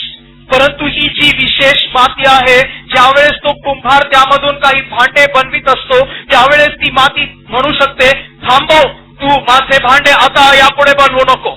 और लेकिन जब मिट्टी ऐसा है जब कुम्हार उसको बनाते समय वो कहेगा रुक जा तू मुझे नहीं बनाना और वो बलवा करेगा. You parents, when you're looking for a boy for your girl, or when you're looking for a girl for your boy, you won't just accept anyone. You will make inquiries. You will want to know how that person is in character and so on. तुम्ही पालकजन ज्यावेळेस आपल्या मुलाकरिता एक मुलगी किंवा मुलीकरिता एक मुलगा शोधत असतात त्यावेळेस तुम्ही काहीतरी असे बघून ठरवत नाही परंतु त्या मुलाचे गुण आणि स्वभाव याकडे तुम्ही लक्ष देत असता. आप जो माता पिता है जब आप अपनी लड़की के लिए कोई लड़का या अपना लड़का के लिए कोई लड़की देखते समय ऐसा ही उसकी चुनाहट नहीं करते बल्कि जांच के देखते हैं कि उसके स्वभाव क्या है और ये सब देखते रहते हैं. In the same way, the Heavenly Father is looking for a girl for His Son Jesus Christ. त्याच रीतीने स्वर्गीय पिता आपल्या पुत्र येशू ख्रिस्ताकरिता एक मुलीच्या शोधात आहे. वैसे ही हमारे स्वर्गीय पिता उसका पुत्र यीशु मसीह के लिए एक लड़की ढूंढ रहा है. It's not one girl, it's a group of people who are going to be the bride of Christ. एक मुलगी नाही परंतु एक गट लोक ते ख्रिस्ताची वधू बनतील. वो एक लड़की नहीं बल्कि एक झूठ के लोग हैं जो मसीह का दुल्हन होगी. They are going to be joined as one group with the Lord in eternal wedlock, a spiritual relationship for eternity. आणि ते एक गट लोक आहेत जे प्रभू बरोबर एक होतील आणि त्या विवाह संबंधामधून एक सार्वकालिक विवाह संबंधामध्ये नित्यतेसाठी तसे ते एकत्रित होतील. और वो एक झूठ के लोग हैं जो प्रभु के साथ वो आत्मिक विवाह के साथ नित्यता में वो आत्मिक संबंध में रहेगा. So He won't take any old group of people. त्यामुळे तो कोणते तरी एक जुने गट लोकांचे घेणार नाही और उसके लिए वो कोई चुनाव कोई झूठ के लोग नहीं लेगा. So He has to take this unclean people who are the clay and mold them and transform them, reshape them till they are as beautiful as Jesus the bridegroom is. आणि त्यामुळे या अशुद्ध शुद्ध लोकांमधून तो घेतो आणि त्यांना मढवतो, त्यांना बदलतो, त्यांचे रूपांतर करीतो आणि त्यांना असे करतो की ज्या रीतीने त्यावर येशू ख्रिस्ताप्रमाणे ते सुंदर बनते. फिर वो अशुद्ध मनुष्यों को लेकर उसको बनाता है, फिर से आकार देता है और ऐसा बनाता है कि वो दूल्हा यीशु के मानन सुंदर बन जाए. But for this, those who are the clay have to wait and yield till God does that work patiently in us. परंतु त्यासाठी ही माती जे लोक आहे त्यांनी समर्पण केले पाहिजे, धीराने वाट पाहिली पाहिजे की देवाने त्यांना त्या रीतीमध्ये तसे बनवले पाहिजे, आकार दिला पाहिजे. लेकिन परमेश्वर उनको ऐसा बनाने के लिए ये जो मिट्टी है वे लोग बहुत ही आग्रह के साथ, धीरज के साथ वो काम होने के लिए बाट जोते रहना. Through the trials of everyday life, God is molding us and shaping us to be His bride. At that time, we shouldn't be in a hurry to get rid of our trials. We have to wait till He transforms us. प्रत्येक जीवनातील प्रतिदिनाच्या परीक्षामधून तो आपल्याला अशा रूपाने बनवित आहे की आपण त्याची वधू बनली पाहिजे. त्यामुळे या परीक्षामधून एक सुटका प्राप्त करून तसे आपण करण्यासाठी इच्छा करू नये. दिन प्रतिदिन के परीक्षाओं के द्वारा प्रभु उसके दुल्हनों के हमें बनाने के लिए वो तैयार करते समय हम अपनी ये परीक्षाओं से छुटकारा पाने के लिए कोशिश नहीं करना. Now keep this Isaiah 64 in your mind. यशाया 64 अध्याय आपल्या मनामध्ये ठेवा. अभी यशाया 64 अध्याय को अपने मन में रखते हुए And turn to the key verse. आपल्या मूळ वचनाकडे पुन्हा एकदा वळूया. अभी अपने मूल वचन की ओर फिर से लौट के आए. 1 Corinthians 2:9. पहिले करेंत 2 अध्याय 9 वचन. पहला Corinth 2:9. It says, as it is written. आणि तेथे लिहिले आहे शास्त्र लेखाप्रमाणे.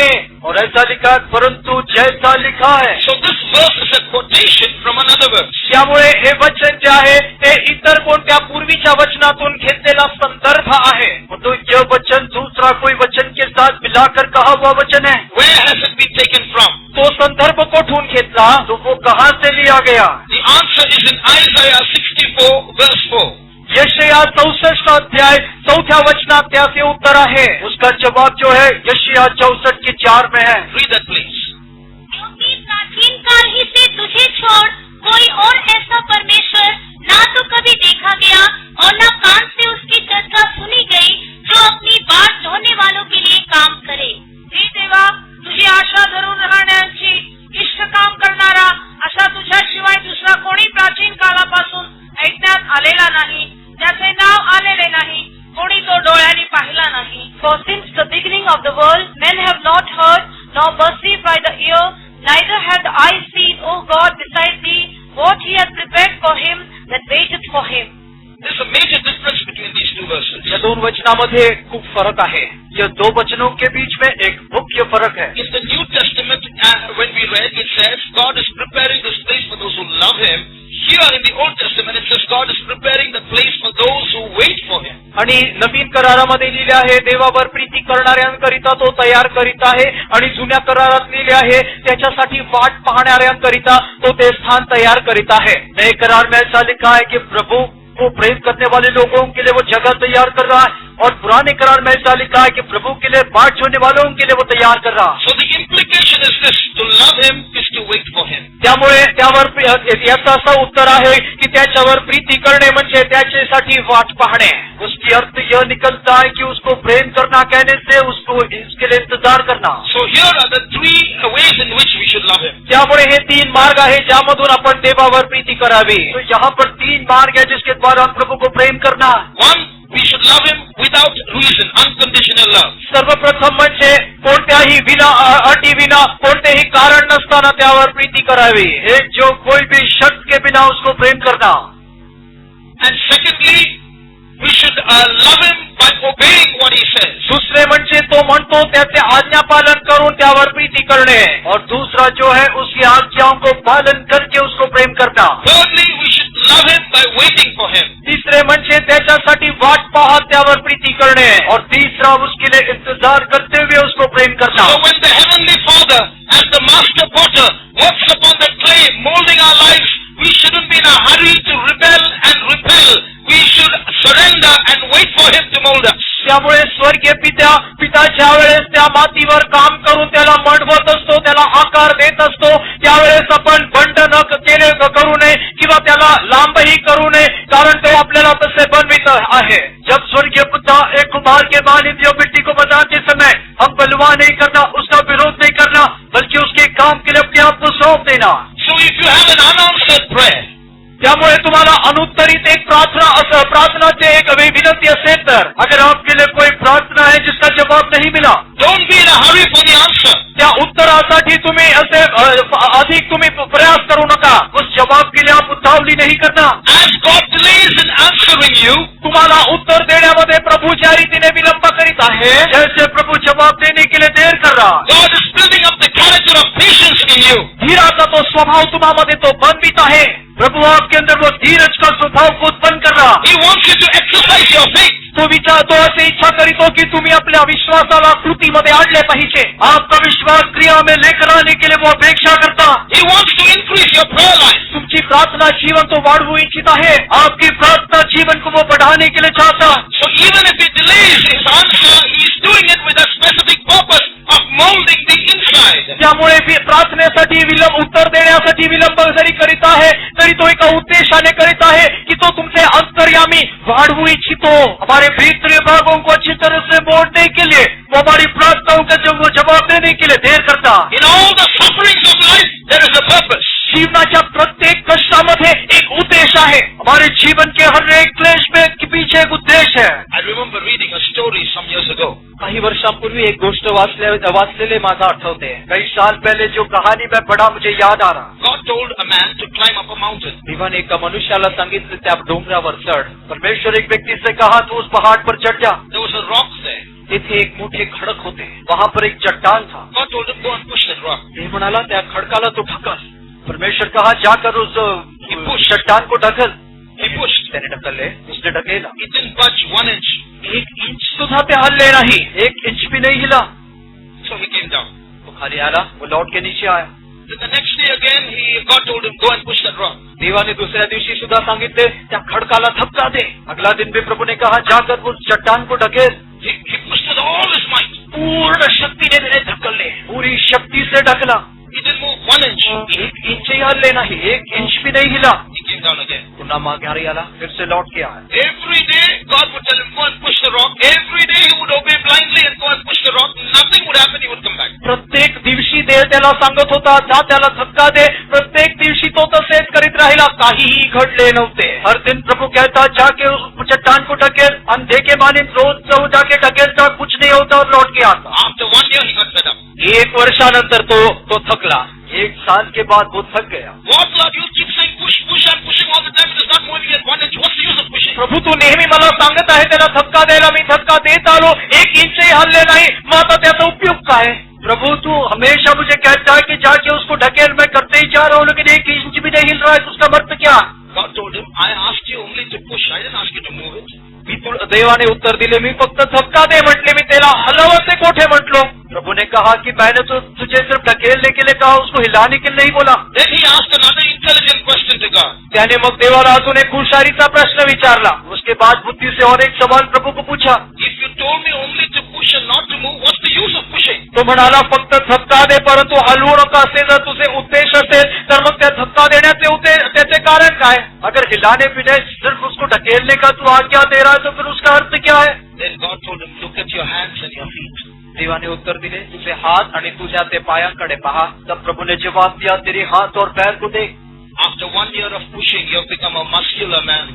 आता 1 वर्ष तू नेहमी ढकलत आला आहे. पहा तुझी शरीर यष्टी किती बलवान झाली आहे.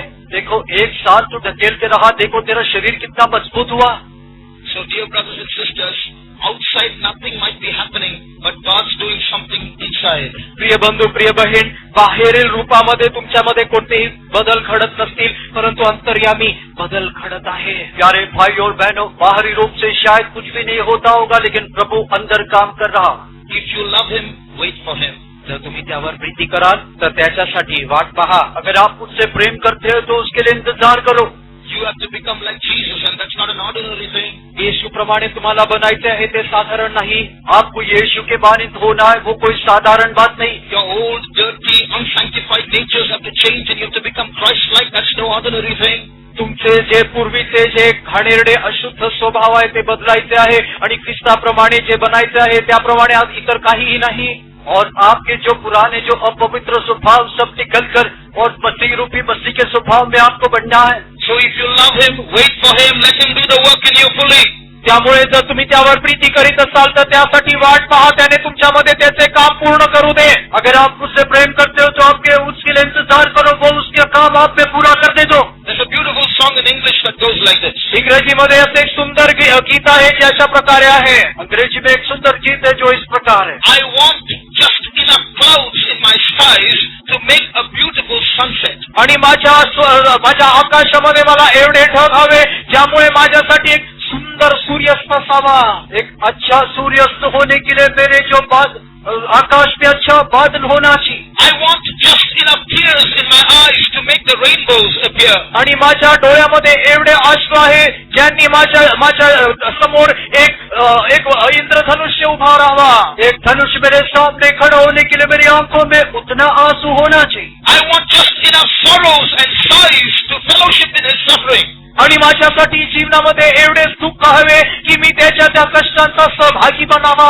उसके कष्टों के सहभागी होने के लिए मेरे जीवन में उतना दुख और लंबी सांस होने दो. I want just enough pain, just enough rain to make me what he wants me to be.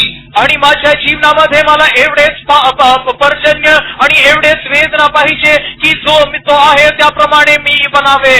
और वो जैसे चाहता है वैसे उस प्रकार में बनने के लिए मेरा जीवन में उतना दर्द और वेदना होने दो. The summary of the song is this: Lord, if I have to go through suffering and pain and tears to become like you, let it be so. I want it. त्याचे सारांश असे आहे की प्रभू, जर माझ्या जीवनामध्ये एवढे कष्ट वेदना अश्रू हवे की मी तू इच्छा करतो त्याप्रमाणे असावे तर ते माझ्या जीवनात तसेच घडो. उसकी सारांश यही है प्रभु, अगर तेरे समान बनने के लिए तेरे जीवन में इतनी कष्ट परीक्षा आंसू अगर होना चाहिए तो वैसा ही होने दो. Finally, शेवटी I have not seen, nor you heard, neither had entered into the heart of man the things which God has prepared for those who wait for him. डोळ्यांनी पाहिलेले नाही, कानांनी ऐकले नाही, मनुष्याच्या मनामध्ये आले नाही की देवाने त्याच्यावर प्रीती करणाऱ्यांसाठी जे सिद्ध केले आहे, Them that wait for him. त्याच्यासाठी वाट पाहणाऱ्यांसाठी जे त्याने सिद्ध केले. आंख ने नहीं देखा, कानों ने नहीं सुना और मनुष्य के हृदय में भी प्रवेश नहीं किया जो परमेश्वर उसके लिए बाट जोड़ने वालों के लिए तैयार KIA. This waiting shows our waiting for the coming of the Lord. वाट पाहणे हे प्रभूच्या आगमनासाठी वाट पाहण्याला दर्शवते. जो इंतजार करना कहने के प्रभु के आगमन के लिए जो इंतजार करना है. The coming of the Lord, the signs of the coming of the Lord are not just in the Bible, they are all over. देवाच्या आगमनाचे जे चिन्ह आहे ते फक्त पवित्र शास्त्रामध्ये नाही परंतु बाजूनी आहे. और जो परमेश्वर प्रभु का आगमन का जो चिन्ह है सिर्फ ये पवित्र शास्त्र में इतना ही नहीं, चारों ओर देख सकते हैं. In USA, in the University of Chicago, there was a clock erected in the year 1947. आणि युएसए मध्ये शिकागो येथील त्या महाविद्यालयामध्ये एक पूर्वीच्या 1900 शतकामध्ये एक घड्याळ बनविण्यात आले. और शिकागो के यूनिवर्सिटी में यूएसए में वहाँ पर एक ऐसा घड़ियाल बनाया गया. That clock is called the Doomsday Clock. आणि त्याला विनाशाच्या दिवसाचा घड्याळ असे म्हणण्यात आले. वो एक विनाश का दिन का वो घड़ी होकर कहा गया. It's not like our clocks which we have in our homes. It's just operated manually, not with a battery. आपल्या भवनात असलेल्या त्या घड्याळाप्रमाणे नाही परंतु ते मनुष्याद्वारे ते चालविले जाते. वो हमारे घरों में जो बैटरी के द्वारा चलने वाली घड़ी नहीं बल्कि वो मनुष्य के द्वारा चलाया जाता. It's not set up by Christians, it's set up by scientists. ख्रिस्ती लोकांनी ते बनवलेले नाही परंतु वैज्ञानिक लोकांनी बनवलेले आहे. जो कोई मसीही लोगों ने नहीं बनाया बल्कि वैज्ञानिक लोगों ने ही बनाया. It's a clock that tells us how close we are to the end of the world. That's called Doomsday. ते घड्याळ हे दाखवित आहे की आपण जगाच्या अंताकडे कसे जवळ येत आहोत आणि त्यामुळे त्या विनाशाचे घड्याळ असे म्हणण्यात आले. वो जगत के अंत के हम कितने निकट आ रहे वो घड़ी दिखा रहा है, इसलिए वो विनाश की घड़ी कहा गया. In that clock, 12 o'clock refers to the end of the world. आणि त्या घड्याळामध्ये 12 वाजले याचा अर्थ जगाचा अंत झाला. वो घड़ी में अगर 12 बज रहा है मतलब जगत का अंत आ गया. So if it's 11 or 11:30 in that clock, it means we are close to the end of the world. If it's 10:30 or 10 o'clock, it means we are a little safe. आणि जर त्या घड्याळामध्ये 11 किंवा 11:30 वाजले याचा अर्थ असा की आपण जगाच्या अंताकडे फार जवळ येत आहोत आणि 10 किंवा 10:30 वाजले तर याचा अर्थ असा की अजून थोडा विलंब विलंब होईल. अगर उस घड़ी में 11 साढ़े 11 है तो उसका अर्थ यही है कि हम जगत के अंत में आ गए. अगर 10 या 10:30 है तो हम थोड़ा सुरक्षित हैं. Based on the weapons that are being manufactured today, based on the wars that are taking place today, based on the natural calamities that are taking place today, based on the peace talks that are taking place today, they move this clock forwards or backwards. आणि आज जगामध्ये जे विध्वंसक जे अस्त्र तयार करण्यात येते किंवा जे लढाई होत आहे किंवा जे किंवा एकमेकांशी समेट करण्याचे जे बोलणे होत आहे किंवा जगामध्ये जे विध्वंस होत आहे यावर आधारित ते घड्याळाचे काटे पुढे किंवा मागे ते करीत राहतात. आज संसार में होने वाली जो लड़ाई झगड़े के आधार पे, वो अस्त्र जो बनाते हैं उसके आधार पे और इन सारे बातों के आधार पे वो घड़ी आगे या पीछे किया जाता. You know what's the time today? On that clock? त्या घड्याळात आज वेळ काय आहे तुम्हाला ठाऊक आहे का? आपको मालूम है कि उस घड़ी में आज क्या समय है? You can check on the internet. It's 11:54.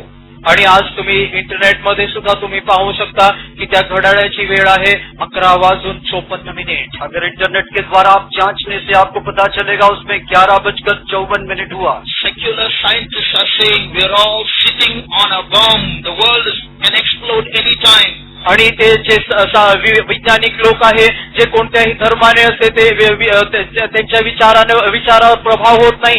ते म्हणत आहे की आपण एका बॉम्बवर बसलो आहोत, कधीही ते फुटू शकते.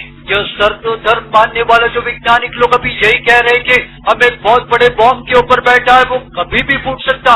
We've been hearing the sound, Jesus is coming soon, Jesus is coming soon, Jesus is coming soon for so long. It's like the tiger story now. So everybody thinks, oh, this is what they've been preaching all the time, that the tiger won't come, Jesus won't come after many years. अनेक वेळा हेच वचन ऐकले, हीच वाणी ऐकली की प्रभू येशू लवकर येत आहे, परंतु अजून तसे काही घडले नाही. याचा अर्थ तो वाघ आला त्या घटनेप्रमाणेच ही सुद्धा घटना आहे. त्यामुळे असे आपण विचार करून निश्चिंत आहोत. और जैसे हम सुनते जा रहे कि यीशु जल्दी आ रहा है, लेकिन अभी तक आया नहीं.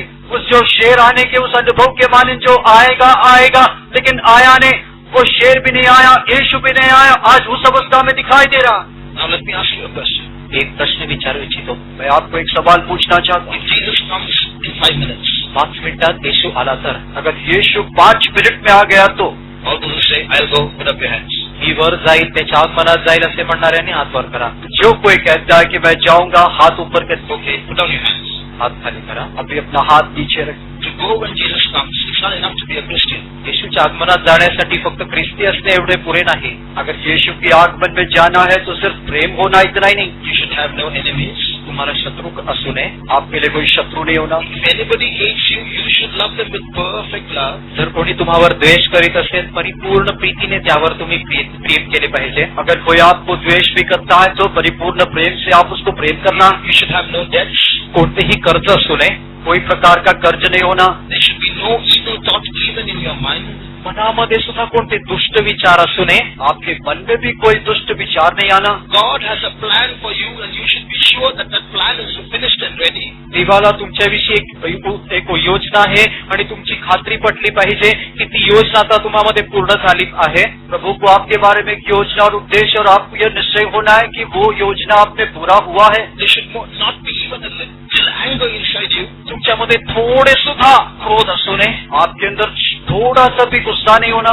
Only those who satisfy all such qualities can go when Jesus comes. या सर्व अटी जे पूर्ण करतील या योग्यता ज्यामध्ये आहे फक्त तेवढेच ते येशूच्या आगमनात वर जातील. इन सारी योग्यताओं को पूरा करने वाले लोग ही प्रभु के आगमन में जाएंगे. I'm asking you a question again. अजून एकदा तो प्रश्न विचारित आहे. अभी आपको और एक सवाल मैं पूछता हूँ. In 5 minutes, if Jesus comes, 5 मिनिटात येशू आला तर, अगर 5 मिनट में यीशु आता है those who say, I'll go, put up your hands. जे म्हणतील की मी त्याच्या आगमनात वर उचलला जाईल असे त्यांनी हात वर करा. जो कहता है कि मैं उठा लिया जाऊंगा, ऐसे लोग हाथ उठाएं. All those hands which were up now have gone down. आता अगोदर जे हात वर होते ते खाली गेले. पहले जो भी हाथ ऊपर था अभी नीचे चला गया. But let me tell you something else. एक अजून काही सांगू इच्छितो. और भी कुछ मैं आपको बताने दूं. I'll ask you this. असे विचारतो, मैं आपको यह पूछूंगा, Does Jesus love you? येशू तुम्हावर प्रीती करीत हो का? क्या यीशु आपसे प्रेम करता है? Do you love Jesus? तुम्ही येशूवर प्रीती करीता का? क्या आप यीशु को प्रेम करते हो? Do you think he let you leave you behind? तुम्हाला असे वाटते का की तो तुमचा हात सोडेल? आपको ऐसा लगता है कि वो आपका हाथ छोड़ देगा? You've known Jesus for so long. After knowing Jesus for so long, you think that he's going to let you leave you go? एवढे वर्षांपासून तुम्ही देवावर प्रीती करिता, तुम्हाला येशू ठाऊक आहे, मग आता येशू तुमचा हात सोडेल असे वाटते का? इतने सालों से आप यीशु को प्रेम करते हो, उसको जानते हो, आपको लगता है कि वो आपका हाथ छोड़ देगा? So what should your faith be? मग तुमचा विश्वास कोणता असावा? तो आपका विश्वास क्या होना? In the Bible in 1 John it is written, when he shall appear, we shall be like him. पहिले योहानामध्ये जसे लिहिले आहे की तो ज्या वेळेस प्रकट होईल तेव्हा आम्ही त्याच्या समान बनू. पहले यूहन्ना में ऐसा लिखा है, जब वो प्रकट होगा तब हम उसके समान बन जाएंगे. In other words, what should we say? दुसऱ्या अर्थाने असे का आपण म्हणू शकतो, दूसरे शब्दों में हम क्या कहना? Because Jesus loves me, येशू माझ्यावर प्रीती करीतो, त्यामुळे यीशु मुझे प्रेम करता है, इसलिए he will never leave me behind. तो मला कधीही हात सोडणार नाही. वो कभी मुझे पीछे हाथ नहीं छोड़ेगा. Even if I am a dirty fellow, मी एक अशुद्ध व्यक्ती असेल तरी सुद्धा, मैं एक अशुद्ध व्यक्ति होने पर भी he will take away my anger in 5 minutes, he will clear my debt in 5 minutes, he will take away all those evil thoughts in 5 minutes, he will clean up my house in 5 minutes, help me to finish my ministry in 5 minutes, and then he will take me. 5 मिनिटांमध्ये माझा तो क्रोध काढून टाकेल, माझ्यामधील मलिनता काढून टाकेल, माझे कर्ज तो काढून टाकेल, मला शुद्ध करेल, मला योग्य बनवेल, माझी सेवा 5 मिनिटात संपेल आणि मग तो मला वर घेऊन जाईल. 5 मिनट में मेरा पूरी अशुद्धता निकाल देगा, पाप को निकाल देगा, मुझे शुद्ध करेगा, अच्छा एक जीवन देगा और मेरी सेवा भी 5 मिनट में पूरा करने के लिए मदद करेगा और मुझे ले जाएगा. How many have this faith that your God is able to do that? तुम्हामधून किती लोकांना असा विश्वास आहे की देव तुम्हामध्ये असे करू शकतो? आप में से कितनों को यह विश्वास नहीं कि वो परमेश्वर आपका वो कर सकता है? Put down your hands. हात खाली करा. अपने हाथ नीचे रखिए. Now I'll ask you a question. आता एक प्रश्न विचारित आहे. अभी मैं एक सवाल करता हूँ. In 5 minutes if Jesus comes, 5 मिनिटात येशू आला तर अगर 5 मिनट में यीशु आने से how many say I will go? Put up your hands. किती लोक म्हणतील मी जाईल असे म्हणणाऱ्याने हात वर करा. कितने लोग कहेंगे कि मैं जाऊंगा? ऐसे लोग हाथ उठाइए. Hallelujah! We'll all stand up now. आपण उभा राहूया. अभी हम सब खड़े हो जाएंगे. The closing moments of this meeting. मीटिंगच्या या संपण्याच्या शेवटच्या क्षणामध्ये जो सभा की आखिरी क्षणों में We present to you a Jesus who loves you. तुम्हावर Preeti करणारे येशूला तुमच्या समोर ठेवित आहोत. आपको प्रेम करने वाला यीशु को आपके सामने पेश करते हैं. Brother, sister, he died for you. बंधू बहीण, तुम्हाकरिता तो मेला. भाइयों बहनों, वो आपके लिए मरा. He gave his life for you just to leave you behind, is it? आपले जीवन त्याने तुम्हाकरिता यासाठी किती दिले की त्याने तुम्हाला तुमचा हात सोडावे? उसने उसका जीवन इसलिए दिया कि आपको पीछे छोड़ के जाए? No, I believe my Jesus. नाही, माझ्या येशूवर माझा विश्वास आहे. नो, नहीं, मैं मेरा यीशु पर विश्वास करता हूँ. I am his bride, he is my bridegroom. मी त्याची वधू आहे, तो माझा वर आहे. मैं उसके दुल्हन हूँ और वो मेरा दूल्हा है. Shall we close our eyes? आपले नेत्र बंद करूया. हम हमारी आंखें बंद करें. This Jesus, our bridegroom, is in this place. हा येशू आपला वर तो येथे आहे. जो यीशु हमारा दूल्हा इस जगह में है. He who loves us is in this place. आपल्यावर प्रीती करणारा येथे आहे. हमको प्रेम करने वाला यहाँ पर है. He who shed his blood for every child, every human being in this world is in this place. या भूतलावरील प्रत्येक व्यक्तीसाठी, प्रत्येक लेकरासाठी ज्याने आपले रक्त वाहिले तो ते येथे आहे. जो पृथ्वी में हर एक बच्चे के लिए, हर एक लोगों के लिए जो अपने लहू को बहाया वो यहाँ पर है. If there's anyone listening to us from far away, we request you, please walk in for a few minutes. लांबून आमची वाणी ऐकणारी कोणी व्यक्ती असेल तर विनंती आहे, तुम्ही आज थोड्या काही मिनिटांसाठी आत या. अगर दूर से कोई हमारी वाणी सुन रहा है तो आपसे विनती है कि थोड़े समय के लिए आप अंदर आ जाइए. We are going to rejoice in Jesus now. येशूमध्ये आता आनंदित होणार आहोत. अभी हम यीशु में आनंदित होने We वाले are हैं. going to rejoice in our bridegroom now. आपल्या वरामध्ये आज आता आपण उल्हासित होणार आहोत. अभी हम हमारे दुल्हा में आनंदित होने वाले हैं. Yes, we know we are all weak people. हाँ, हम सब जानते हैं कि हम सब कमजोर लोग हैं. ठाऊक आहे की आम्ही दुर्बल व्यक्ती आहोत, But I know that my Jesus is mighty. परंतु मला ठाऊक आहे माझे येशू सर्व शक्तिमान आहे. लेकिन मुझे मालूम है कि मेरा यीशु शक्तिमान I है. know that my Jesus is greater than all my weaknesses. मला ठाऊक आहे माझ्या सर्व दुर्बलतापेक्षा तो अधिक सामर्थ्यवान आहे. मुझे मालूम है कि मेरा यीशु मेरे सारी कमजोरी से बढ़कर है. No matter what pain he takes me through, तो मला कोणत्याही वेदनेमधून घेऊन गेला तरी सुद्धा, वो मुझे कोई भी दर्द में ले जाने से भी, no matter what sorrow I have to go through, कोणत्याही दुःखामधून मला जावे लागले तरी सुद्धा, किसी प्रकार के दुख में से बचाने पर भी, no matter what suffering I have to face, कोणतेही कष्ट मला भोगावे लागले तरी सुद्धा, कोई भी क्लेश मुझे सामना करने पर भी, how many will say I'm ready to face all this only to meet my Jesus? किती लोक म्हणतील की मी या सर्वांच्या सामोरे फक्त माझ्या येशूला भेटण्याकरिता जाईल. कितने लोग कहेंगे कि मुझे यीशु को मिलने के लिए मैं इन सबों का सामना करूंगा. As a sign of our surrender and our willingness to suffer for Jesus, lift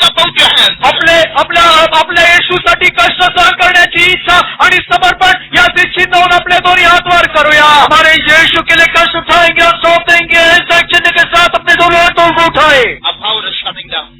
एक सामर्थ्य खाली उतरून येत आहे. एक शक्ति नीचे आ रहा। It's going to enter into you through your hands that are lifted up now. तुमचे जे हात वर उचलले गेले आहेत ते त्यामधून ते खाली उतरणार आहे.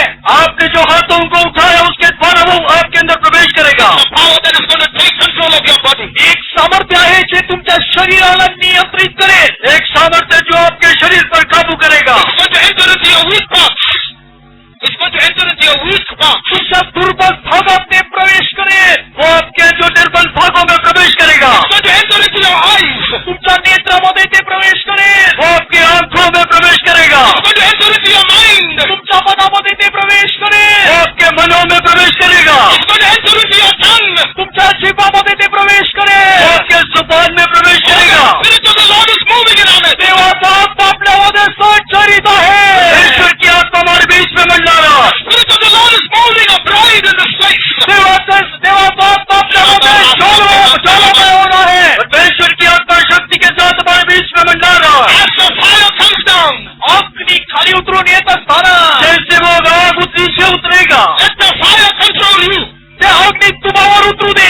वो आग आपको काबू करने दो। It's a holy fire. ते एक पवित्र अग्नी आहे. वो एक पवित्र आग है। It's a sanctifying fire. शुद्ध करणारी अग्नी आहे. पवित्र करने वाली आग है। Fire that will give you grace to obey Jesus. कृपा देणारी, शुद्धाच्या पालन करण्यास कृपा देणारी ती अग्नी आहे. यीशु को आज्ञा मानने के लिए कृपा देने वाली आग है। Fire that will help you to carry the cross. वधस्तंभ उचलण्याची कृपा देणारी ती अग्नी आहे. आपका सलीब उठाने के लिए कृपा देने वाली आग है। The fire that will help you to lay down your life for Jesus. आपले जीवन येशूकरिता वाहण्याकरिता मदत करणारी ती अग्नी आहे.